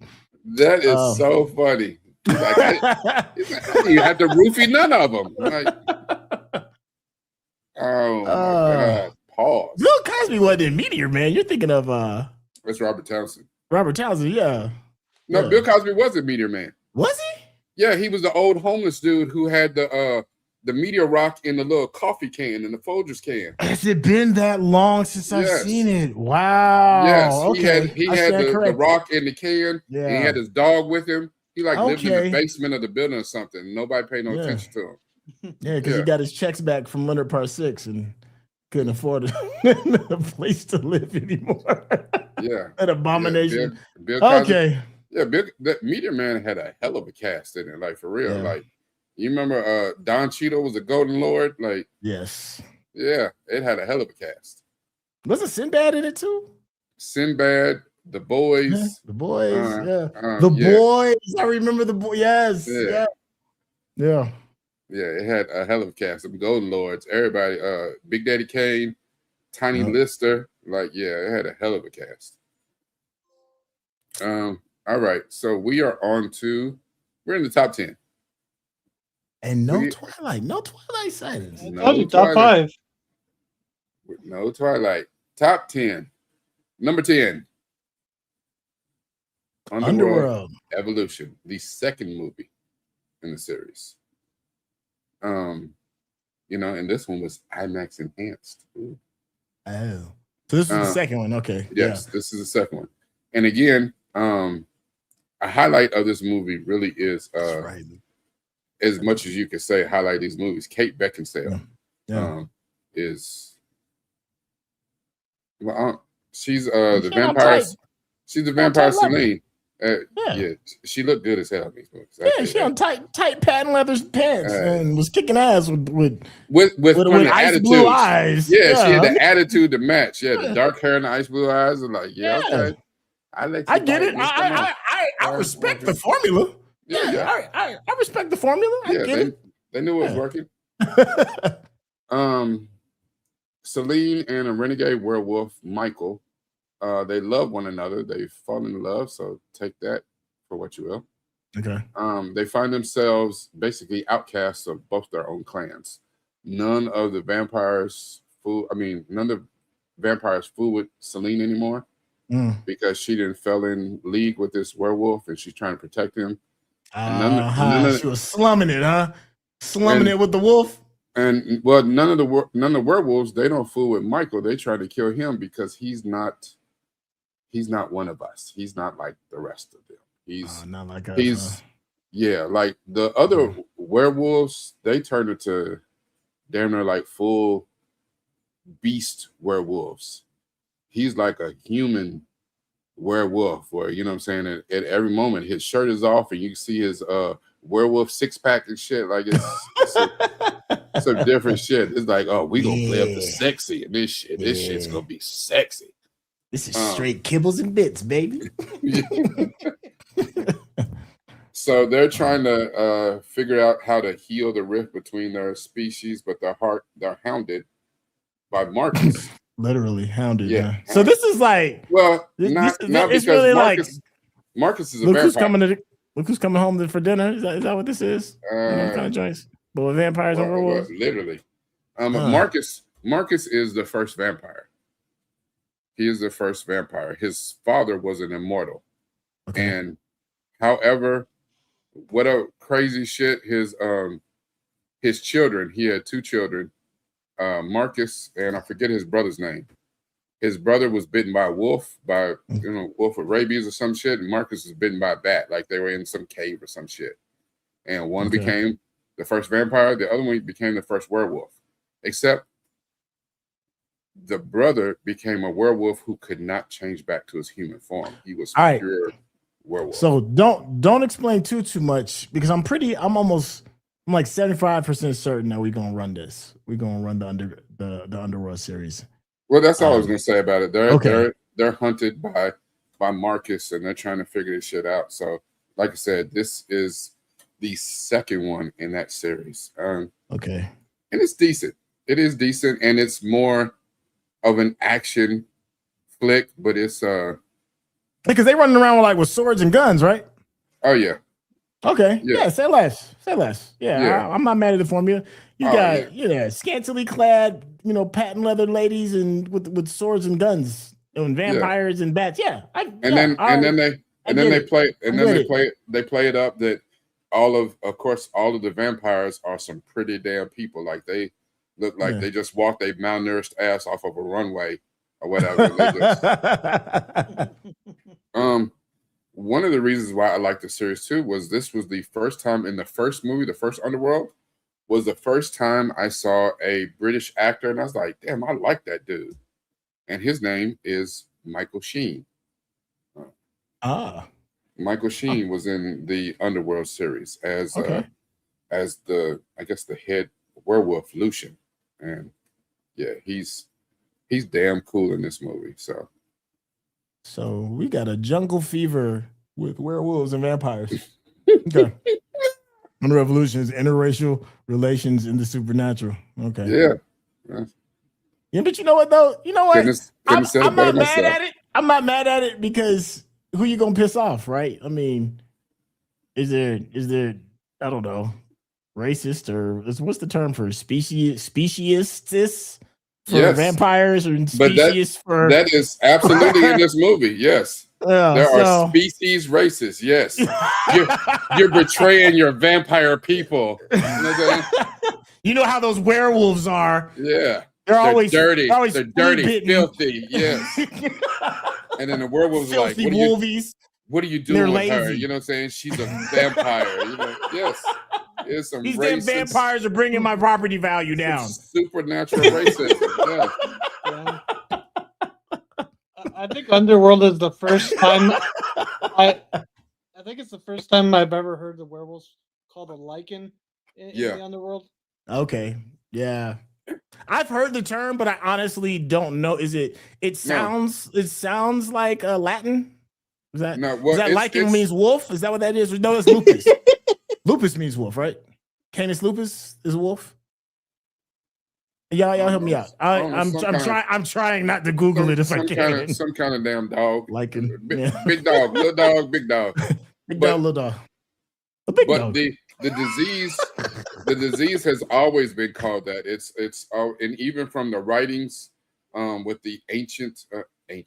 Goddamn, I said ancient. The classic. The books, the original Draculas and this is based off of a book. No. What I was saying, the disease that you get and you become a werewolf is called lycanthropy. Yeah. So so that term lycanthropy has been around for a long time. I mean, I even think they said it in that shit ass. Shit. Some people like it. The Teen Wolf. Michael J. Fox Teen Wolf movie in the 80s. Lycanthropy, to become a lichen, a werewolf, has been around for a long time. That term is used in Harry Potter too. Yes, it is. When Remus Lupin, turns into a werewolf. Yes, he's a lichen. All right. I'm here for. He I'm said, here for my werewolf There's racism. no vampire girls in here. Hey. Yes. Yep. If you can't see her reflection, don't worry about the protection. Like, wait a second. Oh, shit. If she don't got your teeth, don't bring her home to eat. Yeah. Oh man, I'm here for all of that. Yes. Yeah. I can't even imagine. All right, so that's funny. All right, so number 9. It smells like wet dog in here. Yeah. All right, I'm done. Number 9. This was another movie that I loved, and I just recently heard that they're about to do a sequel. Allegedly. Okay. Oh yeah. Well, they brought back the Mummy joint first, right? The first Mummy one, right? They bring back the MonsterVerse, right? Yeah, but I don't think that Dracula Untold is part of the MonsterVerse per se. I think it's something separate. And what's the name? Lee Cronin's The Mummy is a new attempt because they're convinced that the MonsterVerse can hit. They just think that shit with Russell Crowe and Tom Cruise was. It was bad. One was pretty bad. Yeah, that one was pretty bad. Yep. Yeah. Like if you're gonna tell me The Mummy, no, you give me that shit with Brendan Fraser in there. I even take the one. I even take the shitty one that had The Rock in it. You know what I'm saying? Like, the one with Brendan Fraser is pure slapstick. Well, at least the first one. First one's pure slapstick. I love that joint. Yeah, the first one's great. No, just bring Benny back. That's all I want. If Brendan Fraser's coming back, just bring Benny back. The little dude. I hear all of them are coming back. Brendan Fraser. Benny was my dude. Yeah, because they're about to make The Mummy 5. Because they made 4. That just sounds awful. Yeah, because all of them are a lot older and fluffier. Yeah, Brendan Fraser is not even remotely the. Yeah, he's not an action hero anymore at all. Encino Man has left the building. This is a way different version of Brendan Fraser. But like the last movie was really a whole lot of his son was the star. He was barely the action hero. His son did a whole lot of the heavy lifting. And they might go with that again because he's a different dude. Rachel Weisz is different. Her brother, the dude who played her brother, he's like bald and old now. Like it's I saw him at Comic-Con not too long ago. It's a different day. He's signing autographs. For $20, I sign the ankles. You're like, damn, fall from grace, brother.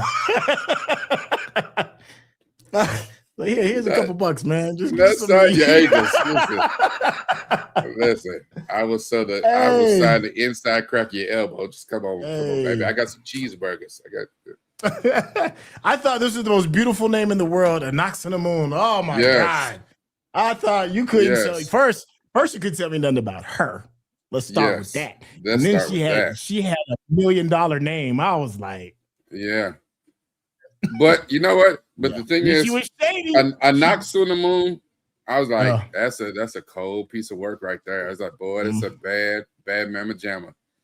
But then that ungrateful heifer, I was like, you know what? She turned trifling so quick. So fast. And the look on her face when she dipped on him and he looked. Yeah. And then he looked at Brandon Fraser and he was all booed up with his leg. He was like, He just let go. He was like, just going to get me goals. When she dipped, he's like, I know you fucking lying. Man, she was the real villain, man. Yeah. She ended up being the real villain in the end. Yeah. Someone has touched you. I can't tell me nothing about her. That's deep. I am no one's property. Okay. And someone told me Benny did die and he got eaten by the beetles. Yeah, but Benny got, man, y'all can figure out a way to bring Benny back. I know A Knocks to the Moon got caught by the beetles, and I don't know, I guess Benny did too. I don't know. You know, Benny. Benny was the best thing in part 1. Hey, when he pulled out all those things and prayed to every god known to man, he was like, no. He put on oh shit. That damn Benny dog. I watched that movie in the theater and laughed my ass off. Everybody looked at me like, that's not that funny. I was like, that shit is hilarious. That is hilarious, dog.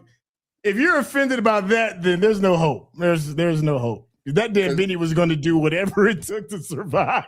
Look, because that right there, that scene was my argument for people that I knew that were like atheists, and when shit got rough, okay. Okay, I don't believe no God. Okay. He had every DVD on that little chain, dog. That joint was so funny. Whoever answers to get me out of this, that's what I'm over with. Okay. Oh man, Benny would have to be undead. I can deal with an undead Benny. I just need Benny back. That's all. Benny was the unsung hero in the morning. Because for Benny to be back, what's the name? I mean, I hope we're not dealing with Imhotep no more, but he gonna have to be the one to bring him back because ain't no damn way. Ain't no way. But anyway, so this movie, Dracula Untold. Mm-hmm.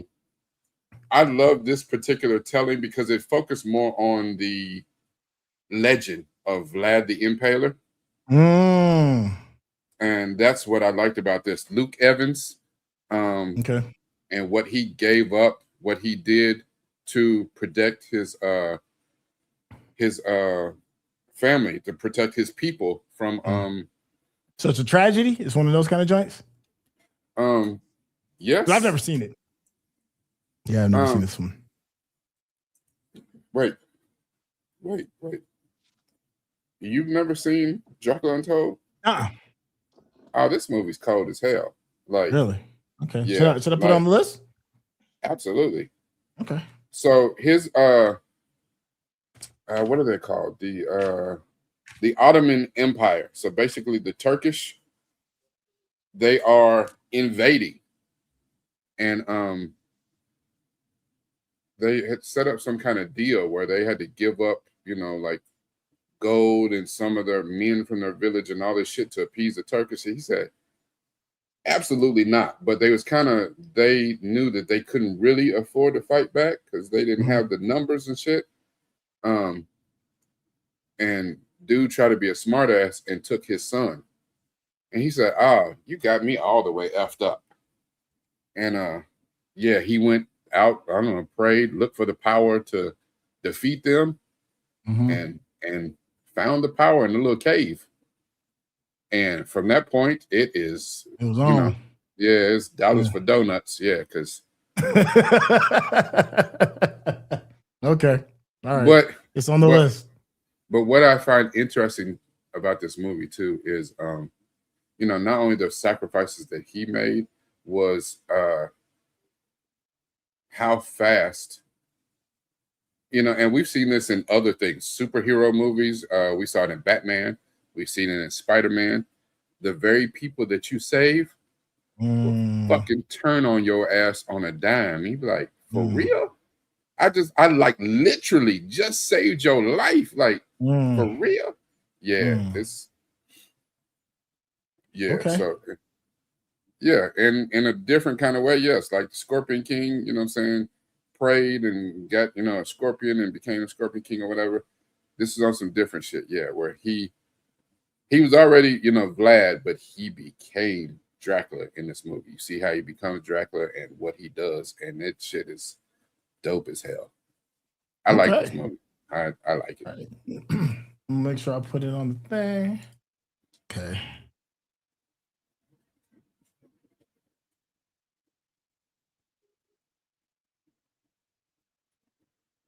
And I'm going to throw this comment up to, thank you, Geeky Andre. Yes, the OG Vampire in the Cave was played by Charles Dance.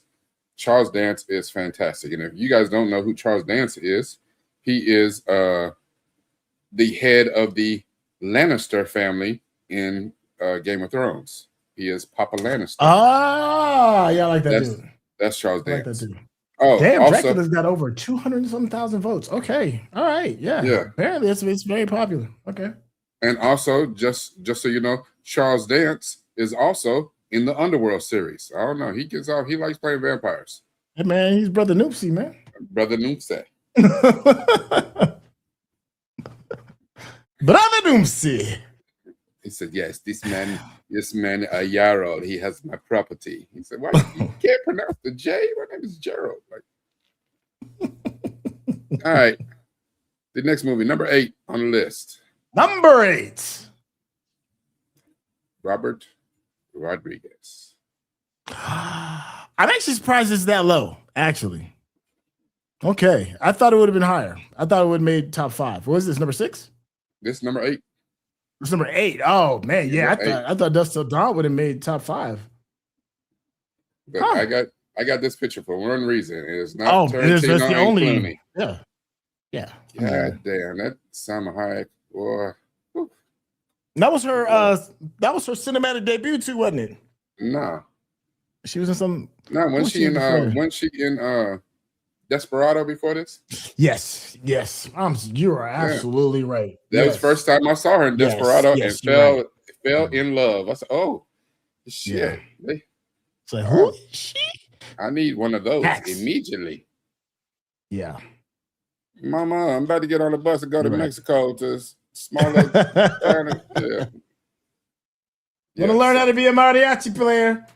I'll be back. And here's another thing that I liked about this movie, because this movie does have a lot of camp in it. It does have its moments. It got some jump scares and shit, but it has a lot of camp.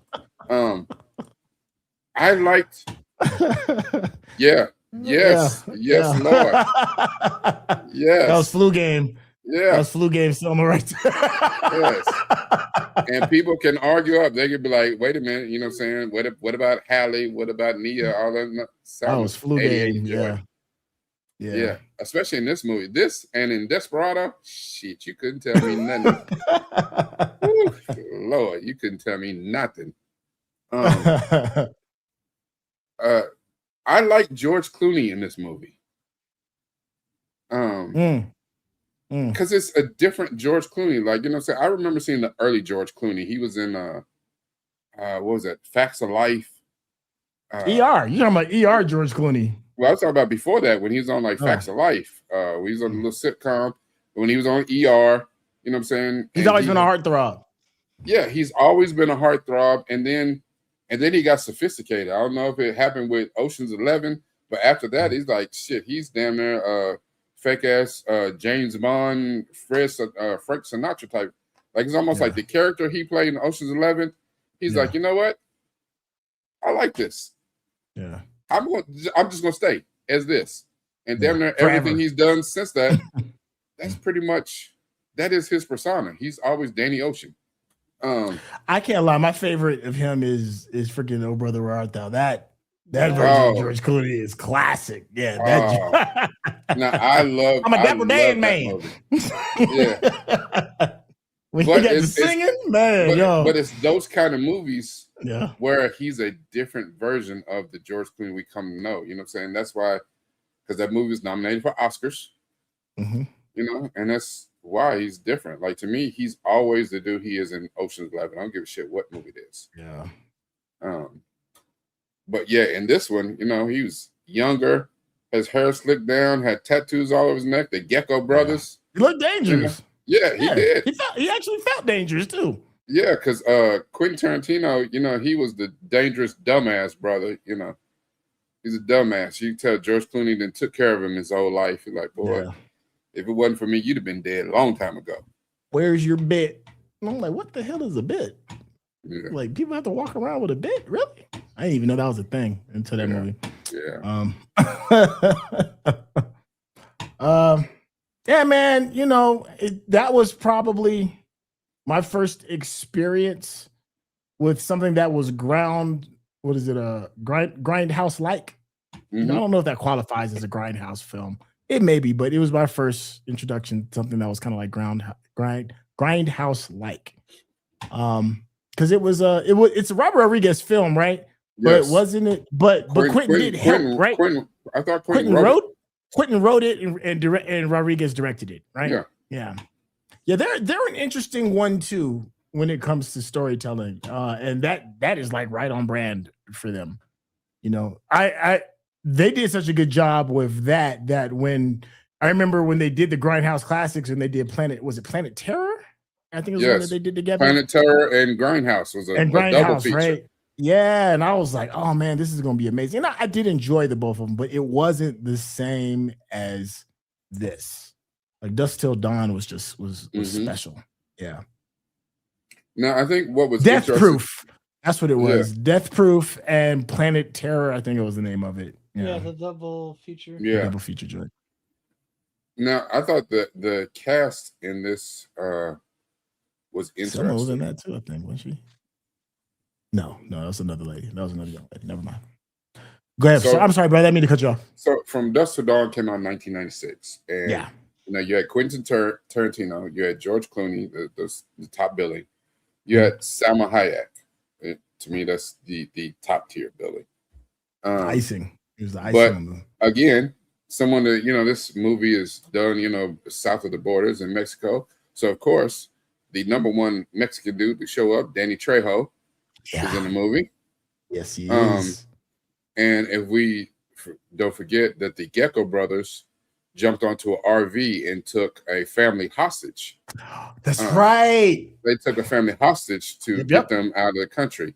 And that family was run by Harvey Keitel.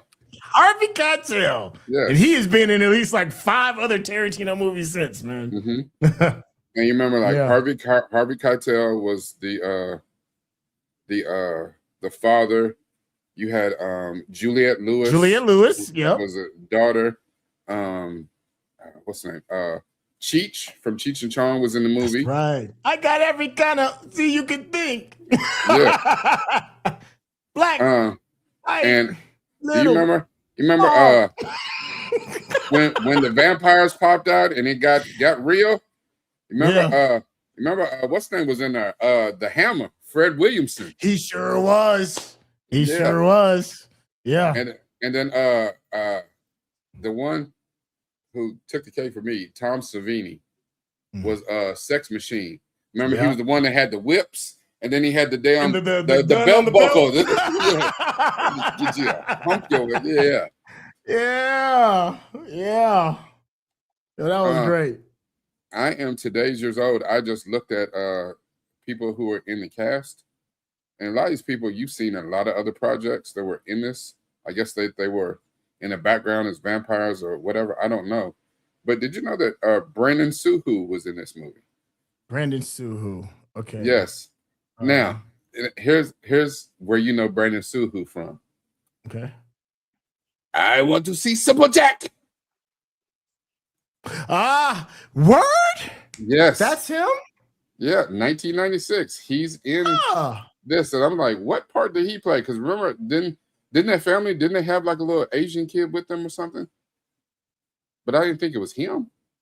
But has it been that long? He's in the cast as being in this movie. Brandon Suhu, who was the little boy who was the leader of the Golden Tiger Rebels in Tropic Thunder. He's in this movie. I never know. I want to see Simple Jack. I want to see Simple Jack. You got the award? No. I'm just saying it would have been an honor to have been nominated. These stories make my eyes rain. I swear, there's so many gems in that movie. When dude kept talking to him, he said, "What kind of farmer are you?" Land farmer, motherfucker.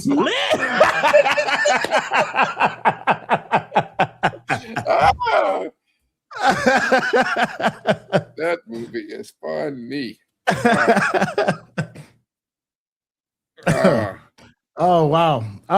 Yeah, so that was lower than I thought it was gonna be, man. Yeah, that was lower. Okay. Now here's another one that disappoints me for how low it is, but I guess in the grand scheme of things, maybe it's where it should be. I don't know. So number 7. Don't say Blade. God damn it. Blade 2. Blade 2? Yes. Or beat up Blade 2. Blade 2, the one directed by Guillermo del Toro. Yes. that's disrespectful. Yes. Actually, and you may feel some kind of way, but to me, Blade 2 is the best one of the trilogy. I'm not mad at it. I think 1 is the legend, but I think 1 is the better. legend. Yeah, because of what it did. Yeah. 2 is a better movie. It's Guillermo, the man. Vampires, Yeah, the vampires are better. Yeah, it's Guillermo. Like he said, he had a whole plan for what he wanted to do with Blade. He loved Blade as a character. He had a whole plan. And after Blade 2 came out, and it was killing the box office, Marvel decided, you know what, we're going to go in a different direction. Sorry. All right. That comment has me rolling. That's pretty much true. But I see no lies. 3 was brought to you by Nose Candy. Yes. Blade Trinity was brought to you by the finest of booger sugars. Yes. There's no lies being told on that one. Okay, all right, so I'm sorry, brother. Go ahead. No, well, Blade 2, once they told Guillermo they were going to go a different direction, he decided that he wasn't done with the stories that he wanted to tell with vampires, especially because he came up with a new kind of vampire and that we had never seen before. Like what he did in Blade 2, that was some brand new shit to the whole vampire lore. And then he turned it into an entire TV show called The Strain on FX. And that shit ran for 5 or 6 seasons. I think I saw the first 3. I watched the first season and that was it. But I still didn't really know. He wasn't a household name. No. Guillermo wasn't at the time. I was just like, oh, this looks interesting. Yeah. And I just, because when I saw it, I was like, wait, this is the same shit off of Blade 2. And then I put it together. I said, oh, same dude. Okay. And Blade 2, I liked the whole, for one, because I always thought he was a hell of a martial artist and he's a solid actor in the parts that he plays because he knows his lane. Luke Goss, who played what did they call him?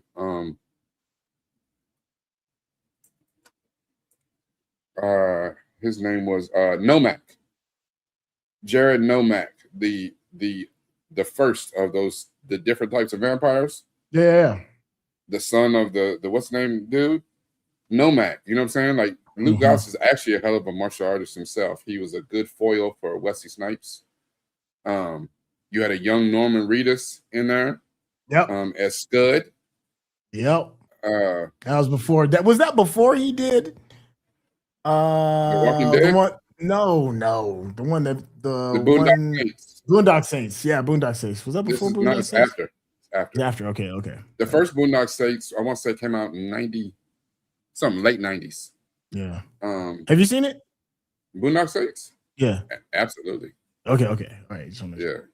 Have you seen both of them? I don't like to discuss the second one. There's only one. There's only the first one. Yeah. What was it? All Saints Day? Was that the name of the second one? Something like that. Some shit. So also this one brought into, again, Guillermo del Toro. He likes to work with his people. So you had Ron Perlman. Max Schultz from at this time came over from Fast and Furious. And the one thing I like Blade running around with the Wolf Pack. Like Donnie Yen was in there. And I think Donnie Yen was probably the most underused character in the whole damn movie because you don't get Donnie Yen to be in this and then you play him like Darth Maul. He has less than 4 minutes of screen time.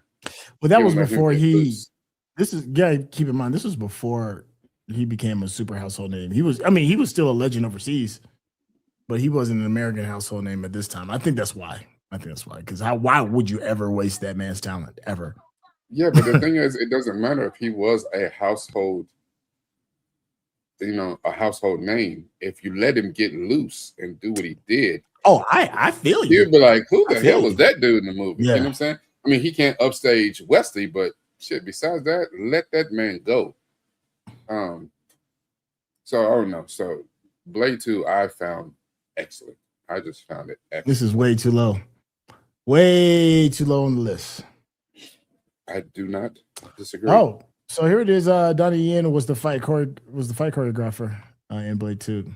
Yeah, okay. Which exactly. They brought him in as a fight choreographer. He's in the movie, but he's not in the movie. Like, that is disrespectful. I don't think I knew that Donnie Yen was a fight choreographer on that one. Yeah. I'm today years old on that one. Yeah. I mean, because like it said, like the scenes between Wesley Snipes and Nomak are great. Yeah.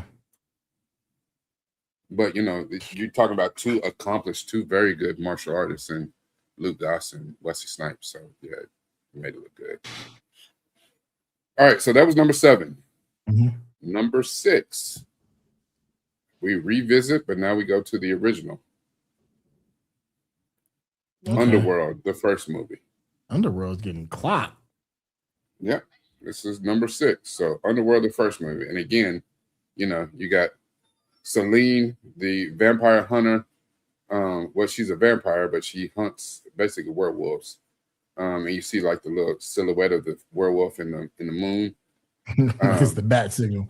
Yeah, she's, you know, clad in the black leather with a trench coat, like, you know what I'm saying, Neo, eat your heart out. She busts those guns and, you know what I'm saying, throws all kinds of weapons to defeat the werewolves, and she's badass. Like, she is badass in this movie. It's not a great movie. It's a guilty pleasure more than anything. It's not like when you get out, you'd be like, damn, that shit was good. No. Man, that's fine by me. You know, sometimes I don't want to think. I just want to be entertained. That's fine. It knows its assignment. Yeah. It knows. Yeah. All right. So let me find back in here. Oh, sorry. There we go. Okay. And so drop that out. All right. Now we're finishing this off with the top 5 now. We are in the top 5. And yeah, go ahead, say it. I'm still shocked that there's been no Twilight. Okay, I'm shocked by that. I'm more shocked that Blade 2 is this low on the list. And I'm also shocked that Dusk Till Dawn is that low on the list. So I couldn't tell you. I know Sinners are gonna make top 5. I know that. It better. First off, it better make top 5. But the other 4, I'm scratching my head. Maybe The Lost Boys, because it's an OG original. I don't know. Let's put it this way: there's 5 spots left, and there's 5 Twilight movies. Oh, please don't run the table with Twilight. I'll turn this whole stream off. You know what? I would turn it off. If all 5 Twilight films are no, I'm sure not all 5. Okay. All right. What's number 5? Number 5. Oh, I'm not angry.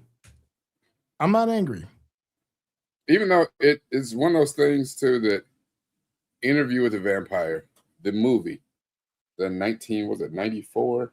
Yeah. An attempt was made. Yeah. And to me, it's like the 94 Interview with the Vampire movie in comparison to the Interview with the Vampire TV series. It's not even close.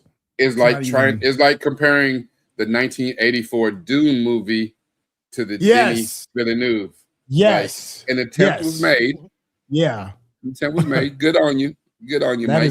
That is a great comparison. Yes. Yeah.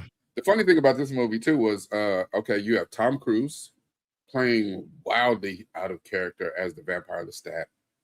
This dude is like 5'3" playing Lestat. Yes. And then he's playing opposite of a young, you're talking 30 years ago, a young prime Brad Pitt. Yeah. Brad Pitt is just oozing sex appeal as the thing. He's not even trying. Tom Cruise is trying to keep up, and they're just not in the same stratosphere when it comes to that. And I think there was a little bit of pushback on the set because even though Brad Pitt knew really the movie's about him, Tom Cruise is still number 1 on the call sheet. Yeah. So there's gonna be some rewrites. Yeah. And then nobody put Baby in the corner. So I can get that. And here's the thing: the movie. Oh, that's right, Antonio. Banderas is in it too. I was just about to say it. Banderas. I was just about to say we had a hell of a cast in this movie because not only did you have Antonio Banderas as what was his name? Vincent. Because Antonio Banderas' character, because remember, he was Armand. He was Armand. Yes, Armand. Yeah. Yes. Which I wasn't mad at that casting. Yeah, Armand is a little different. Yeah, which was also kind of the way that they play Armand in the TV show is so different. Yes. It's wild because I don't know. I mean, I understand the one in the TV show has got to be different, but I still see Antonio Banderas had a certain amount of regality with it. Yeah, like, man, it's Antonio. He was like, Mr. Scenes, man. Yeah, like he was an old, regal, like a noble vampire. Like, you peasants, I guess you can hang with us, Antonio Banderas will steal any scene. If they wouldn't dare try to go bar for bar Antonio Banderas back then. Not then. Mm-hmm. Yeah. Also, so we had Christian Slater played Daniel Malloy, the interviewer who was interviewing Brad Pitt, getting the interview. Hindsight, that was no. Yeah, he didn't fit the part. It is what it is. Tandy Newton was in the movie. Yeah, that was early Tandy too. And again, we're talking about when we talk about child vampires, they turned a young Kirsten Dunst into Claudia, the child vampire. Yeah, you know what? As far as performance goes, I think she gave the best performance of the movie. Was Kirsten Dunst's performance? She did. Yeah. I got to give it to her on that. Everybody else, it was too many stars in the room. Kristen Nate. Until you see the TV show and you see this young lady who plays that part, and it's who, the first one or the second one? Both 8. Both. I think both 8, but I think the second one's better. You think the second one was better? Okay. It may be the material though. Yeah. I think because when she came along, the material that they gave her allowed her to eat. So not this isn't a spoiler. There was a conflict with the original actress that played Claudia, and she on the TV show. Yeah, on the TV show. So she couldn't come back for the next season. But they found a replacement for her, and there's no drop off. There's none. It's business as usual. They both did a phenomenal job. Okay, I'm done. I keep gassing up this TV show because it's so good. The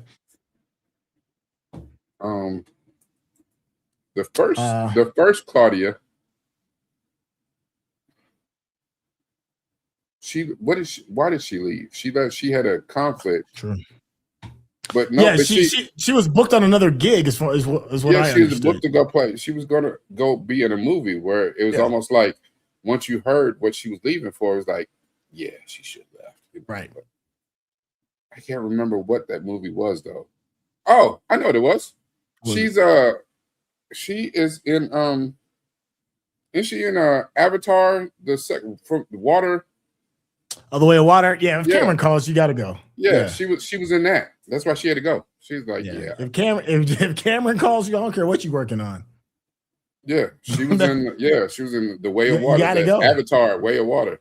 Yeah. They cast her in that. She's like, they called me. They called my number. Yeah. Thank you. Yeah. Shake everybody's hands and paint me blue. That's funny, Geek and Andre. Yeah, you're right. Tom and Tandy would be together again in Mission Impossible 2, the one that we don't talk about.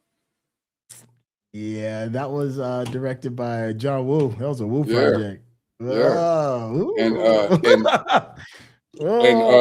They can't all be Jews. And Dougray Scott was the bad guy in that one. Yeah. And I remember because it was a John Woo film, it was Mission Impossible. He turned out he was originally cast to be Wolverine instead of Hugh Jackman. And he turned it, Dougray Scott. Didn't know that. He turned it down to go do Mission Impossible. to do part 2. Yeah. Then again, I mean, it's once again. Remember the first. I mean, it's John Woo and Tom Cruise looking at you, handing you a script. What you gonna say? The first X-Men movie came out in 2000. Huh. Yeah, he turned it down because the first Mission Impossible movie, what was it 95, 97, something like that? That hit. Yeah. And so he turned down the part of comic book movie. You're gonna play Wolverine. He's like, go do this other thing. I know what that is. I'm not mad at the decision in the context of the time that it was made. I get it. Yeah. And then he looks back on it now. He's like, damn, I just cost myself $500 million. Yeah. But at the time, you didn't know it was gonna crack like that. Yeah. All right. So that was number 5. All right, I'm not disappointed. Here they come. Hold. Number 4. Okay. How did that made the top? That cracked the top 5? Really? Now, you saying that like that was a bad movie? No, I just never saw that one coming because you don't really hear people just going out of the way and be like, nah, but Bram Stoker's Dracula. Because Bram Stoker's Dracula is excellent. That movie, and it's excellent really for one reason and one reason. Because of that man. Gary Oldman. That's it. That's the only reason. He put on a performance for your ass. And not only that, because did he play like 3 or 4 different versions of Dracula in that goddamn movie? God, it's been so long since I've seen it. I never seen it. He played the young one that was on the street that was trying to steal Keanu Reeves' girl. A young Keanu Reeves was in it. He was in there. He's like, oh shit, you look like my old lady from back in the day. Yeah, let me holler at you, old girl. Yeah, like he was a young. Then he played the old man when they showed up to the castle. He played the beast. He played the one that was the mist that be talking to you in your ear. And like Gary will embarrass you. Gary will embarrass you on camera if you ain't ready. I'm looking over here. I forgot Anthony Hopkins was in there. Yeah, Anthony Hopkins, Keanu Reeves, Winona Ryder. Yeah, because Anthony Hopkins is Van Helsing. Yep. Yeah. This movie came out in 92. And Gary Oldman, 8. Monica Bellucci was Dracula's Bride number 2. Oh, that was prime Monica Bellucci too. Ooh. Yeah. You're talking about 92. This is before anybody even knew, because people did not know her until the second Matrix movie. Like, then she blew like every poster board. Yeah, and that little white little joint. Yeah. But she was already in some 10 years prior to that. Well, in case you were wondering, in case you had any doubts, IMDb with over 260,000 votes is a 7.4. It's the highest rated of the movies that we've seen so far. Yeah, there's I mean, the movie's not perfect. There's definitely problematic areas with pacing and some of the story and stuff, but honest, it's shit that can be forgiven just because of how good Gary Oldman is in that. Yeah, man. You want to win, put Booby in. Yeah. Just feed him the rock, bro. Just let him take you to the championship. And not only that, they already know the play. Yeah, they didn't give Anthony Hopkins They didn't give Anthony Hopkins a whole lot of stuff in that. But I mean, anytime you have a movie that has Sir Anthony Hopkins in it, and he's overshadowed by one of his castmates, that's saying something. Gary Oldman did his damn thing in this. And you can look at a long list of Gary Oldman movies and be like, yeah, he's him. He's him. Oldman carried him in his backpack. He sure did. But tell me any performance that he's phoned in. There are none. Even if the movie's bad, he's good. I can't personally think of any. Yeah. That dude show up. He clock it. Even in movies that maybe don't expect for him to have that kind of gravitas, like he showed up in The Fifth Element. Like he was fantastic as Zurg. Oh, he was incredible as Zurg. Oh, he was a villain's villain. With that weird ass looking head piece. As the first Trump piece. Trump in space. How he was in The Professional. That, my God, like Bring everybody. Everybody. Yeah, that dude, man. Yes. You know, he told when he did that part, he told the first AD that he was going to do that, but he didn't do that in any of the rehearsals. He told him he was going to do it. So when everybody jumped, like what's her name, Natalie Portman? Yeah. Said he for real. He scared her to death. Like she was scared of Gary Oldman when he did that shit. She said because he did it so well. Like nobody, when you see their reactions on screen, everybody jumped and shit. That's because nobody knew it was coming. He didn't do it in any of the rehearsals. Yeah. If you want to see him, even as an elder statesman, still putting it in, still dropping 30, 10, and 10. Slow horses. Whew. Yeah, I've heard. I've not watched it. I've heard that he's a monster. A monster in slow horses. Yeah.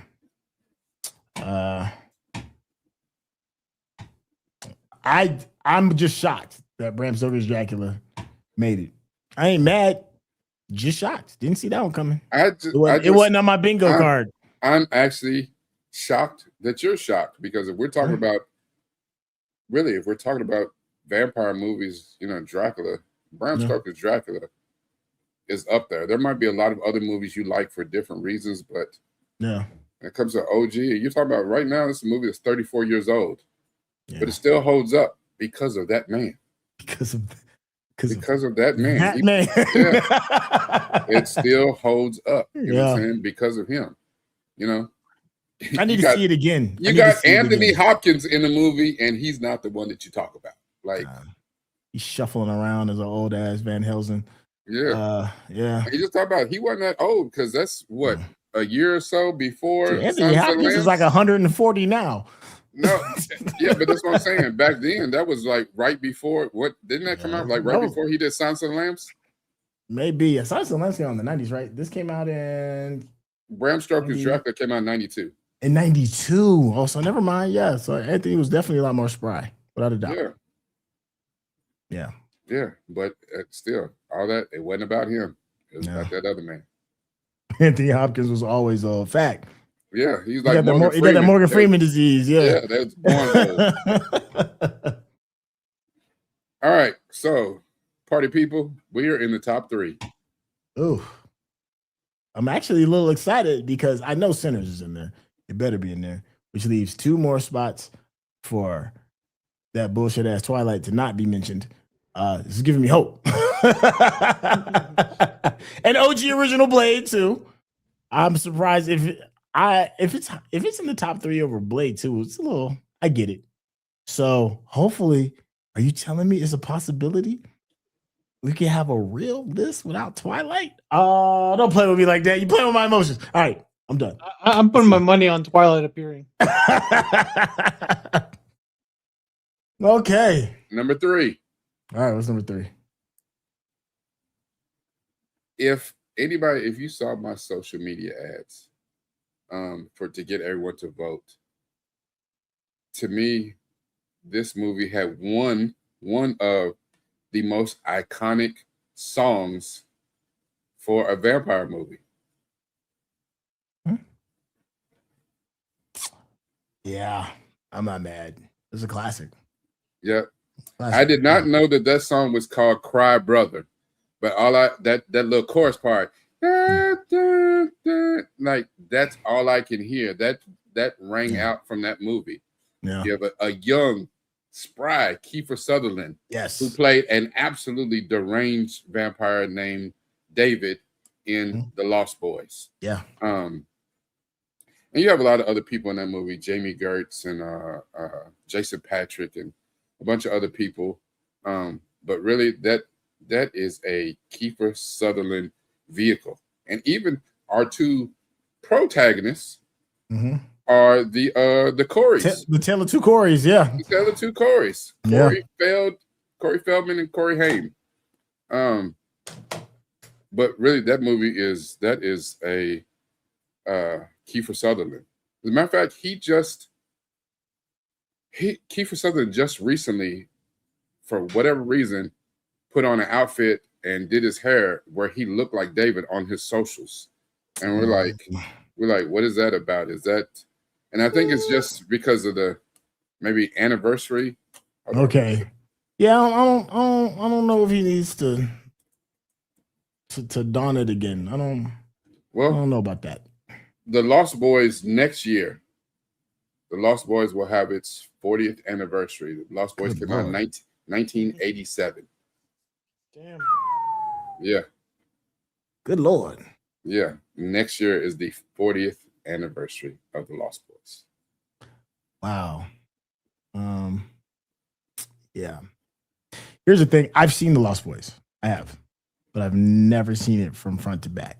Never seen it from start to finish. I've always seen it. I catch like the first half, the middle of it, or the back half, but I've never seen it from front to back. The one thing that's cool about the Lost Boys is the Lost Boys has that kind of feel of it's a vampire movie, so it's half horror, got a little bit of comedy in there, and then it's got this kind of suspense, but it feels adventuristic, almost like, I don't know, it's shot in the kind of same style like the Goonies or the kind of those 80s movies or whatever, but it felt dangerous. Like, you know, David and them, Kiefer Sutherland and his little group of the Lost Boys, there's some young punks on, you know, motorcycles, but some of the shit they did was particularly vicious. You know, there's a scene where some people are leaving the amusement park late or something, or leaving down the boardwalk or something. And I don't know why, because they in a parking lot going to their car, but there's like no other cars in the parking lot. You know, you left way too damn late if there ain't no cars in a parking lot, a public place. And they come by to get them people, and one of the dudes, like, I think he gets to the car, and he's trying to open the car door with the keys, and they grab his ass and pull the whole goddamn car door off while taking him into the sky, or however the hell they did it. Like, it just, when it felt dangerous, it felt dangerous. Yeah. There were some great suspenseful parts in there. The Coreys were funny because they learned how to kill vampires through reading comic books. And they said that this little town that they lived in California was the #1 spot for vampires in the world, or some shit like that. There's more vampires or something. And everybody looked at them like, what kind of bullshit y'all on? Like, you know, it's just, it is a fun movie. I could have swore they made a sequel to it that I don't think anybody ever saw. They've been talking about doing a follow-up to that forever and always. So if they have done it, I haven't heard about it, but I know that's kind of like been on like one of the most wanted lists for a minute. Yeah, it was, the whole movie was shot in Santa Cruz. I'm right. They did 2 low-budget sequels: The Lost Boys, The Tribe, and Lost Boys, The Thirst. And then they did 2 comic book series. And one of the Coreys is in all 3, right? Hell if I know. I'm just now finding. I thought that they had done a sequel, but I actually did not know anything about them until this moment right now. Yeah. Well, I think that what I've been hearing is that they're going to do a reboot, not necessarily a sequel. Is what that sounds about right, because again, you're talking about a movie that's 40 years old. Yeah. And you have entire generations of people that have never seen and never heard of it, and they really don't know how iconic this movie was to vampire lore at the time. Like I said, this movie is 5 years before Bram Stoker's Dracula. And this movie hit a certain YA pocket, you know, some young teenage, you know what I'm saying, young Thundercats, you know, and it hit. It made sense, you know, 80s kind of movie, some young vampires, not your, you know, your grandfather's vampires or the creepy ass dude next door. No, this was different. Yeah. Kind of made vampires cool. They did, actually. Dangerous kind of way. In a weird, dangerous kind of way.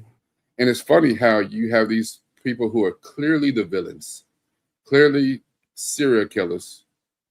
But after a movie like this, you'd be like, shit, it'd be kind of cool to be a vampire. And that's what this movie did. Like other TV shows and shit have done after it. But this was one of the first movies back in that day to make being a vampire actually look half-ass cool.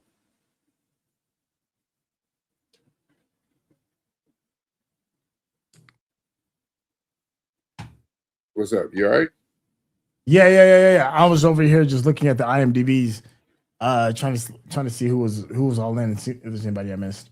So that Alex Winter was in it. Yeah, he was one of David's crew, and you might remember Alex Winter from being one half of Bill and Ted, not the Keanu Reeves half. That's right. Forgot about that dude. He's like a director now, isn't he? Yeah. I think so. Yeah. Okay, and that was number three? Number three. It was number 3. Wow. 2 left. 2. Lost Boys. But as I put up ads, what I'm saying, try to get people to vote. This song I probably use the most just because that's the creepy song. But again, a 40-year-old movie, a lot of people didn't know that one. So I had to switch it up. So for a lot of the ads too that I put up over this past week, I use this song because everybody knows this one. Number 2. Okay. Yes, sir. Yes, sir. Yes, sir. So everybody knows, and I lied to you. That's right, I lied to you. So I'm not mad. Yeah, that one resonated a lot with people. I got a lot of clicks on people taking the quiz that came through because they heard that song. For whatever reason, it's still popping a year later. For me, it was the best horror movie of the year when it came out in 25. And don't get me wrong, I loved Weapons. Weapons was great, but Sinners is special. It's just it's a whole other stratosphere of special. It's more than the sum of its parts. It's more than just a horror. It's more than just social commentary. It's more than the director. It's one of those generational kind of projects. So for it to be number 2, that's fine. It does make me wonder who number 1 is. You know what it is. It better not be. Number 1 over Sinners. No notes. Sinners is a 10 out of 10 film. Yeah, and Sinners is one of those ones that you have a lot of times we get bogged down with recency bias. So I don't know if people voted for Sinners because it was just that damn good, or because it was the most recent vampire movie really that they've seen. Out of the list, there were very few movies that were vampire related that were more recent. I think Dracula, the love story, just recently came out, but I don't think a lot of people have seen that. So Sinners might be the most recent movie in this genre that's come out. So, and I'm sure recency bias does play a part. I mean, it maybe is what it is. Maybe again, because what I'm saying, people can only vote for movies that they've seen. So if you have not seen a lot of the lists, like there are people that got on the list and looked at it like, I only like these 2 movies. So, and they only voted for 2. Not everybody voted for 15. It is what it is. Yeah. Sinners was, to me, Sinners was incredible. I don't know how many times I've seen Sinners now because I watch it at home, but I saw it 3 times in the theater. Like I said, I took my kids with me the first time. My oldest wasn't with me. I took my other 3 kids. We went and saw it in Indianapolis at 70 millimeter. I hate you. That was an experience I can't even. The only experience I can think of that would be better than that is going to see some shit like the Matrix experience at Cosm. Yeah, that would be amazing. Yeah. I seen some video of that and I was like, that looks unreal. I went and saw it 2 more times in the theater, just in different types of theaters. Nothing compares to 70 millimeter. It was still good in the other theaters, but it was different. To see the letterboxing, to see the format change during the film, that shit was incredible. And then, I am not a fan. And Centel hears me say this all the time. When you take too long to set the table. But the first 45 minutes of Sinners, they set the story up. And they did a lot of setting up where that part was interesting. Hell, I could have watched an entire movie about that shit, about the twins and all this shit that they had going on. But then, like, somewhere right around the 45-minute mark, Remix S comes out the sky and goes to the little racist couple's house with the Native Americans hot on his tail. Native Americans was like, the movie from that point on is a different goddamn movie. Ma'am, he is not who you think he is, and God forbid you let him in your house. But he's like, the dude's like, hey. The dude on the horse was like, hey, man, we out, bro. Hey. They'll figure it out. Yeah. I love that energy. I love that energy. Go ahead. You saw I tried, right? Yeah. He was like, hey, we did our part. Good luck with that. You know what I'm saying? But that is the thing. And that right there that's America. Our racism trumps our goddamn need for self-preservation.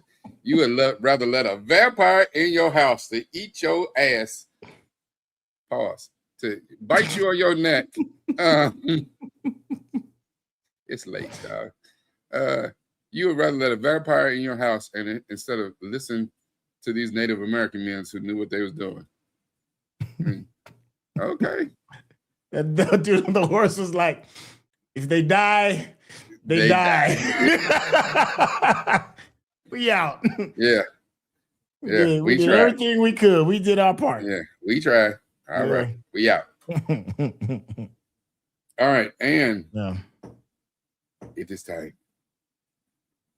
Number 1. With a bullet. Because the funny thing about this is once the poll went up, in the very early stages, like this movie was voted on, but it didn't take after the first couple of votes. This took the lead and never gave up the lead. It wasn't even close. It wasn't close. Like this was number 1 with a bullet. 20+% higher than every other movie on the list, including. Yeah. Without further ado. Hey! Oh! Hey! You wish. There's hope for humanity. There's hope for humanity. Yes. I thought for sure it was going to get a meme vote. Yes. Blade won, the first Blade movie, which Wesley Snipes, Blade does not get the credit that it deserves. I've heard some people, some different commentaries here recently where people are starting to recognize Blade saved Marvel. There would be no Infinity War, none of shit. Endgame, Doomsday, none of that if it was not for Blade. And what people don't realize is Blade came out in 98, 99. It came out before The Matrix. Blade was the first successful Marvel movie. And I'm not going to say successful comic book movie because the Batmans, the Shoemaker, the Tim Burton ones came out in the early 90s. Marvel, absolutely. But Marvel, in the history of the characters that Marvel has, this is the first one that worked. What? Not Howard the Duck? What? Huh? No. And shameless plug. Go into Centel's list. We did a reaction of Howard the Duck a few years ago. Marvel's first blockbuster film. It's first something. Oh, excuse me. First high budget film. Excuse me, not blockbuster. Blockbuster is totally wrong term. First big budget film was Howard the Duck. That is the movie that George Lucas would not admit that he made. That is a George Lucas movie. Yes, it is. He does not talk about that shit. I think he wrote and directed. He did both. Oh. Yeah. I want to say it was ILM's first film too. It might have been. It might have been. It was bad. ILM wasn't officially ILM during Star Wars, if I remember right. It was something else. But maybe, I don't know. There's something to it with that. It was like their first big check. Well, when they put that movie out, ILM stand for I lose money. Because shit. That movie was terrible. Blade, the first Blade, again, for us in the Black community, really, Rocky Matters. I mean, I didn't do this. I didn't do this. So, you know what I'm saying? As much as I understand your point, I can't take credit for it. This is what the people voted. And the people, to me, at least they were right. Yeah. I might have moved a couple things around, maybe took a couple things off, but this was about, is probably one of the most solid votes that we have had. The people got it right. I am so glad that whoever they were, the Twilight people did not show that. They didn't make it. I didn't have faith, man. I didn't. I thought Twilight's 1 through however many there was, 5 of them, something like that. I was like, I thought at least 2 of them was going to make this list. All right, general, so based on percentage, Twilight, the first movie, got 12% of the vote. Really? And because people can vote on, you know, like more than one thing can have that same percentage because people can vote on more than one thing. Twilight got 12%. The second one, New Moon, got 4%. The third one, Eclipse, got 4%. And Breaking Dawn Part 1 and Breaking Dawn Part 2 got 4% as well. Okay. Nobody showed up to vote on that shit.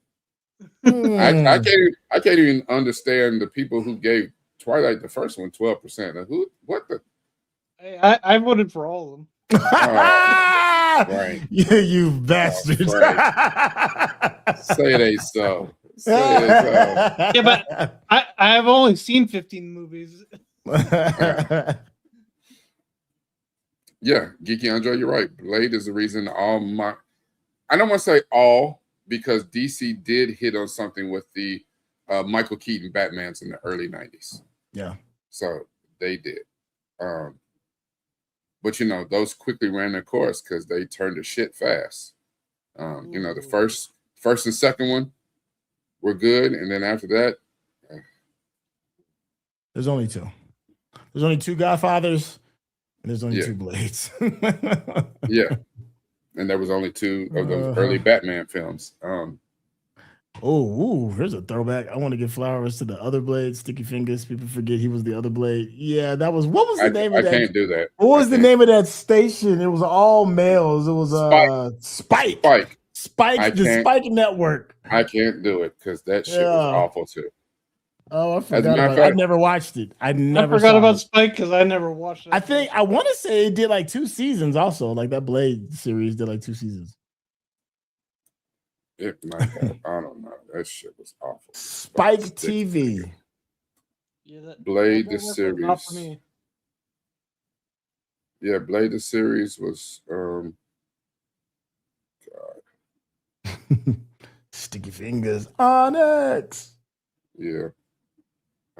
It only had 1 season. It was 12 episodes. Oh. And it was awful. Because Sticky Fingers, he was already a bald head. So he had a bald head, but he had like the tattoos and stuff that Wesley Snipes has on his arms and stuff. He had them like on his head. Marvel did like an anime. They did a animated Blade movie in 2011. That was pretty good. I missed that one. Yeah, but the one with Sticky Fingers, no, that wasn't it. Damn. How you feeling about the list, brother? I am not bothered by the list at all. I was surprised at Blade being number 1. Like, as far as what Blade did for comic book movies, what it did for Marvel, Wesley Snipes, I get it. And it was a New Line Cinema. They shipped that movie off to New Line Cinema to do, like, you know, the little experimental bullshit. We don't even think this movie's going to hit. We're not going to give it no real budget. We're not going to put no real marketing behind it. And it took off like crazy. Word of mouth. I remember how word of mouth went crazy. Yeah, like, that's all everybody talked about was like, yo, y'all see Wesley's new joint? Yeah, and Wesley was whooping ass, and he didn't even bother taking names because they disintegrated.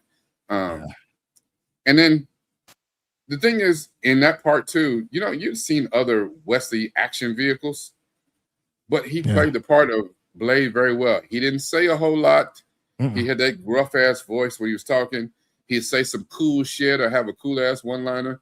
Yeah, motherfuckers always trying to ice skate uphill and shit. Like, what does that even mean? You know?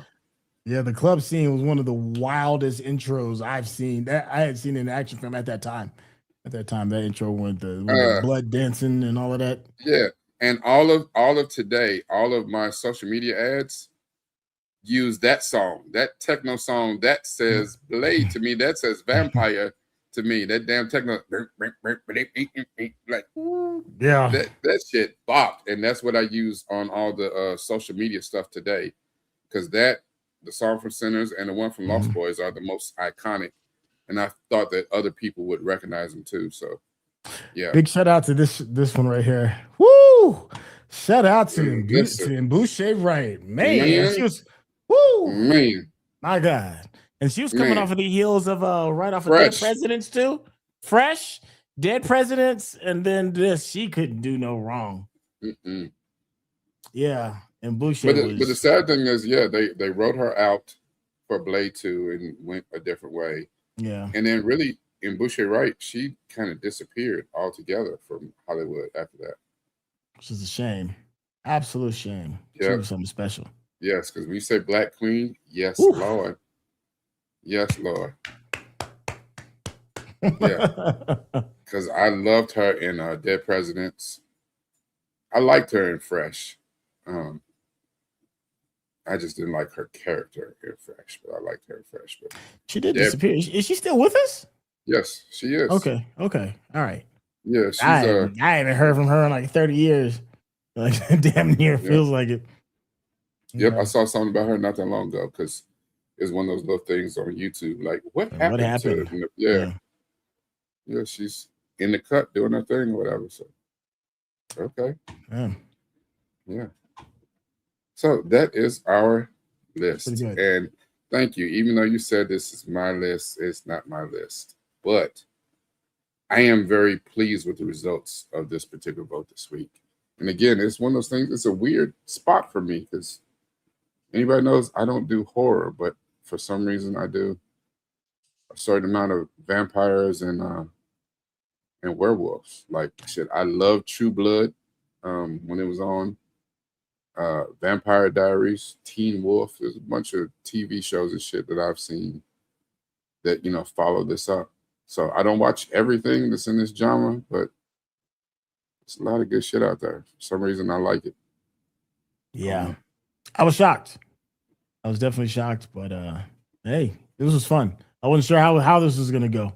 Because when you made it, I was like, man, I hope you wasn't expecting me to kind of carry this one because I'm okay. And I wasn't sure, so I was like, I was okay. We'll just show and see how it goes. Yeah, and I know, and I was okay because this I fox with vampire movies. And werewolf movies are a little bit different. I've seen quite a few werewolf movies, and I don't know. It seems like the horror that should be in some of the vampire movies, they go over the top in werewolf movies. I remember again, 80s style. One of the ones that got me, scared the shit out of me. Back in the 80s, John Carpenter. Again, that goddamn John Carpenter. Yeah. He made this movie called American Werewolf in London. That was a Carpenter film? I didn't realize that. Fuck yes. God damn it. I didn't know that. It's one of the coldest that was one of the coldest werewolf transformations I've ever seen in cinema at the time. At the time when it came out. That transformation became the basis for other transformations. A lot of other people. No, I take that back. It was a John Carpenter film, but I think he wrote it. John Landis directed it. Yeah, that transformation was wild. Absolutely wild. And John Landis, you're talking about John Landis, he put out American Werewolf in London in 1981. He did Animal House. He did the Blues Brothers. Tell him the big thing, though. The big thing. Michael Jackson's Thriller. There we go. That's how dope that scene was. Michael Jackson saw it and was like, I need you. Yeah. I need you. Yeah. And then John Landis is the one who also in the 80s took a young actor that he saw on Saturday Night Live and took him on his wing and did most of his best movies in the 80s, named Eddie Murphy. So those are John Landis films. So John Landis definitely had the chops. But like, yeah, that movie, that transformation and the werewolf that he was in American Werewolf in London scared the shit out of me when I was a kid. There's another series of movies that was really scary to me. Werewolf movies called The Howling. Oh yeah. Yeah, I ain't fuck with those. You're like, how about no? Yeah. Master Boy, you're not wrong. Prince of Darkness was a creepy Carpenter film. I think that was, I don't know if that was a vampire or was more supernatural. Like that dude was the devil or some shit like that. I don't know. And the Prince of Darkness, that everything about that movie, I saw the trailer. Everything about that said, hell no to me. I'm gonna have to come back to you on this one. Yeah. Hold on. Yeah, he's kind of faded to black. Yeah. This right here, you right, Trash Panda 20S. Teen Wolf MTV was such a guilty pleasure to me. Yes, that shit was excellent. Until it wasn't. Like the last season. It was like, what are we doing? You know, it was still good. I finished it just because I want to see where it went. But Teen Wolf MTV was damn good. Yeah, see, okay, that's why I knew it. Yeah. That Prince of Darkness, yeah, and Antichrist that was possessing everybody. Yeah, that shit, that demonic, and I do not fool with that at all. At all. No. Okay, well, yeah. I know Frank has been quiet for a while, and I understand because outside of Twilight, you know, Frank may not have seen a lot of these vampire movies, and so Frank, you got any last comments, sir? Even though this is not a movie, I think my favorite depictions of vampire, and you know I got my bias, but it was in Doctor Who when they were the fish aliens. Oh man, that shit was nuts. I was like, what the hell? If I'm looking through this list, because most of the movies I really liked were on this list. Queen of the Dam, I mean, I like looking at Leah, but that's one of those movies. If that shit is on TV, I'm turning to another channel. Hard pass. Yeah. You know, I don't really like watching From Dusk to Dawn. Like I said, after Summer Height goes off the screen, I don't want to watch it. I think an underrated movie that I saw part of, and I didn't finish it for whatever reason, and then I messed around and watched one of those YouTube recaps. And I think it just, you know, I was doing something and it came up on the screen. And before I knew it, I'd watched the whole thing. Because I was like, oh, I remember I started to watch this movie. And I watched the entire recap. A movie called Daybreakers with Ethan Hawke. That's on here. And it's a different take on vampires. Because it's almost like everybody in the world is already a vampire. And there's very few pockets of humanity left. Yeah, I could swear there was another part called Night something, but yeah, Daybreakers is a really interesting. The recap I saw, I was like, damn, I should have watched that movie because that shit will look good as hell. Right.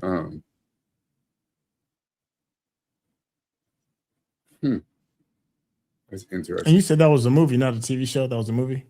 No, it is a movie. Yeah, it's definitely a movie. Let's see. Daybreakers is a 2009 film.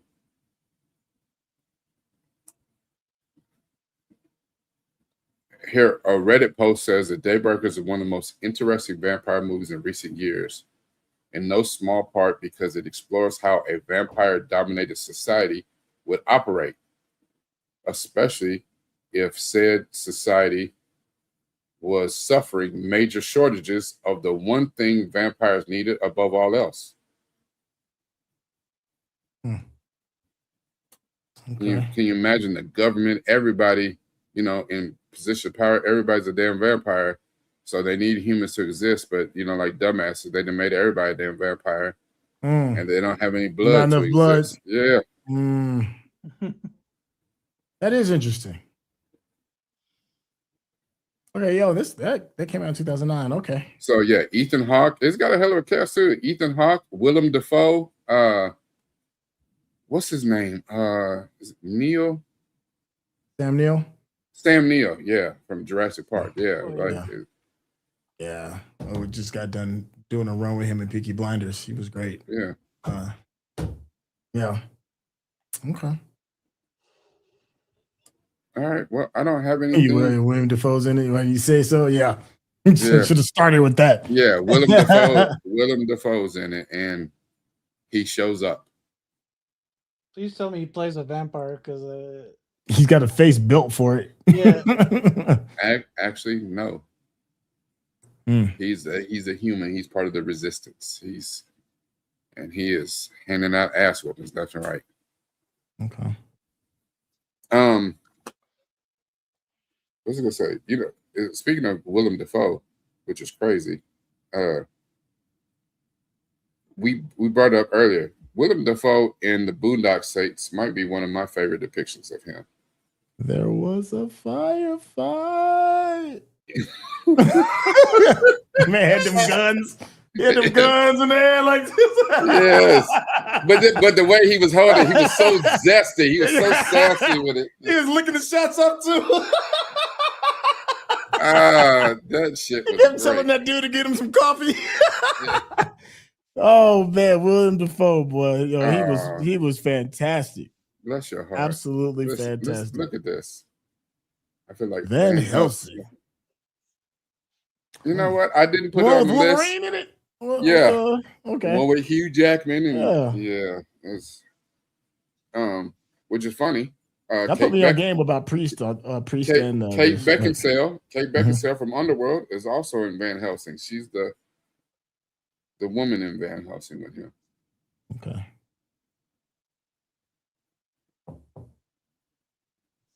Nah, Rob.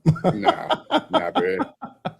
Yeah, Priest was a good. I don't know. Like I said, it's one of those guilty pleasures. Like, yeah, I like Priest.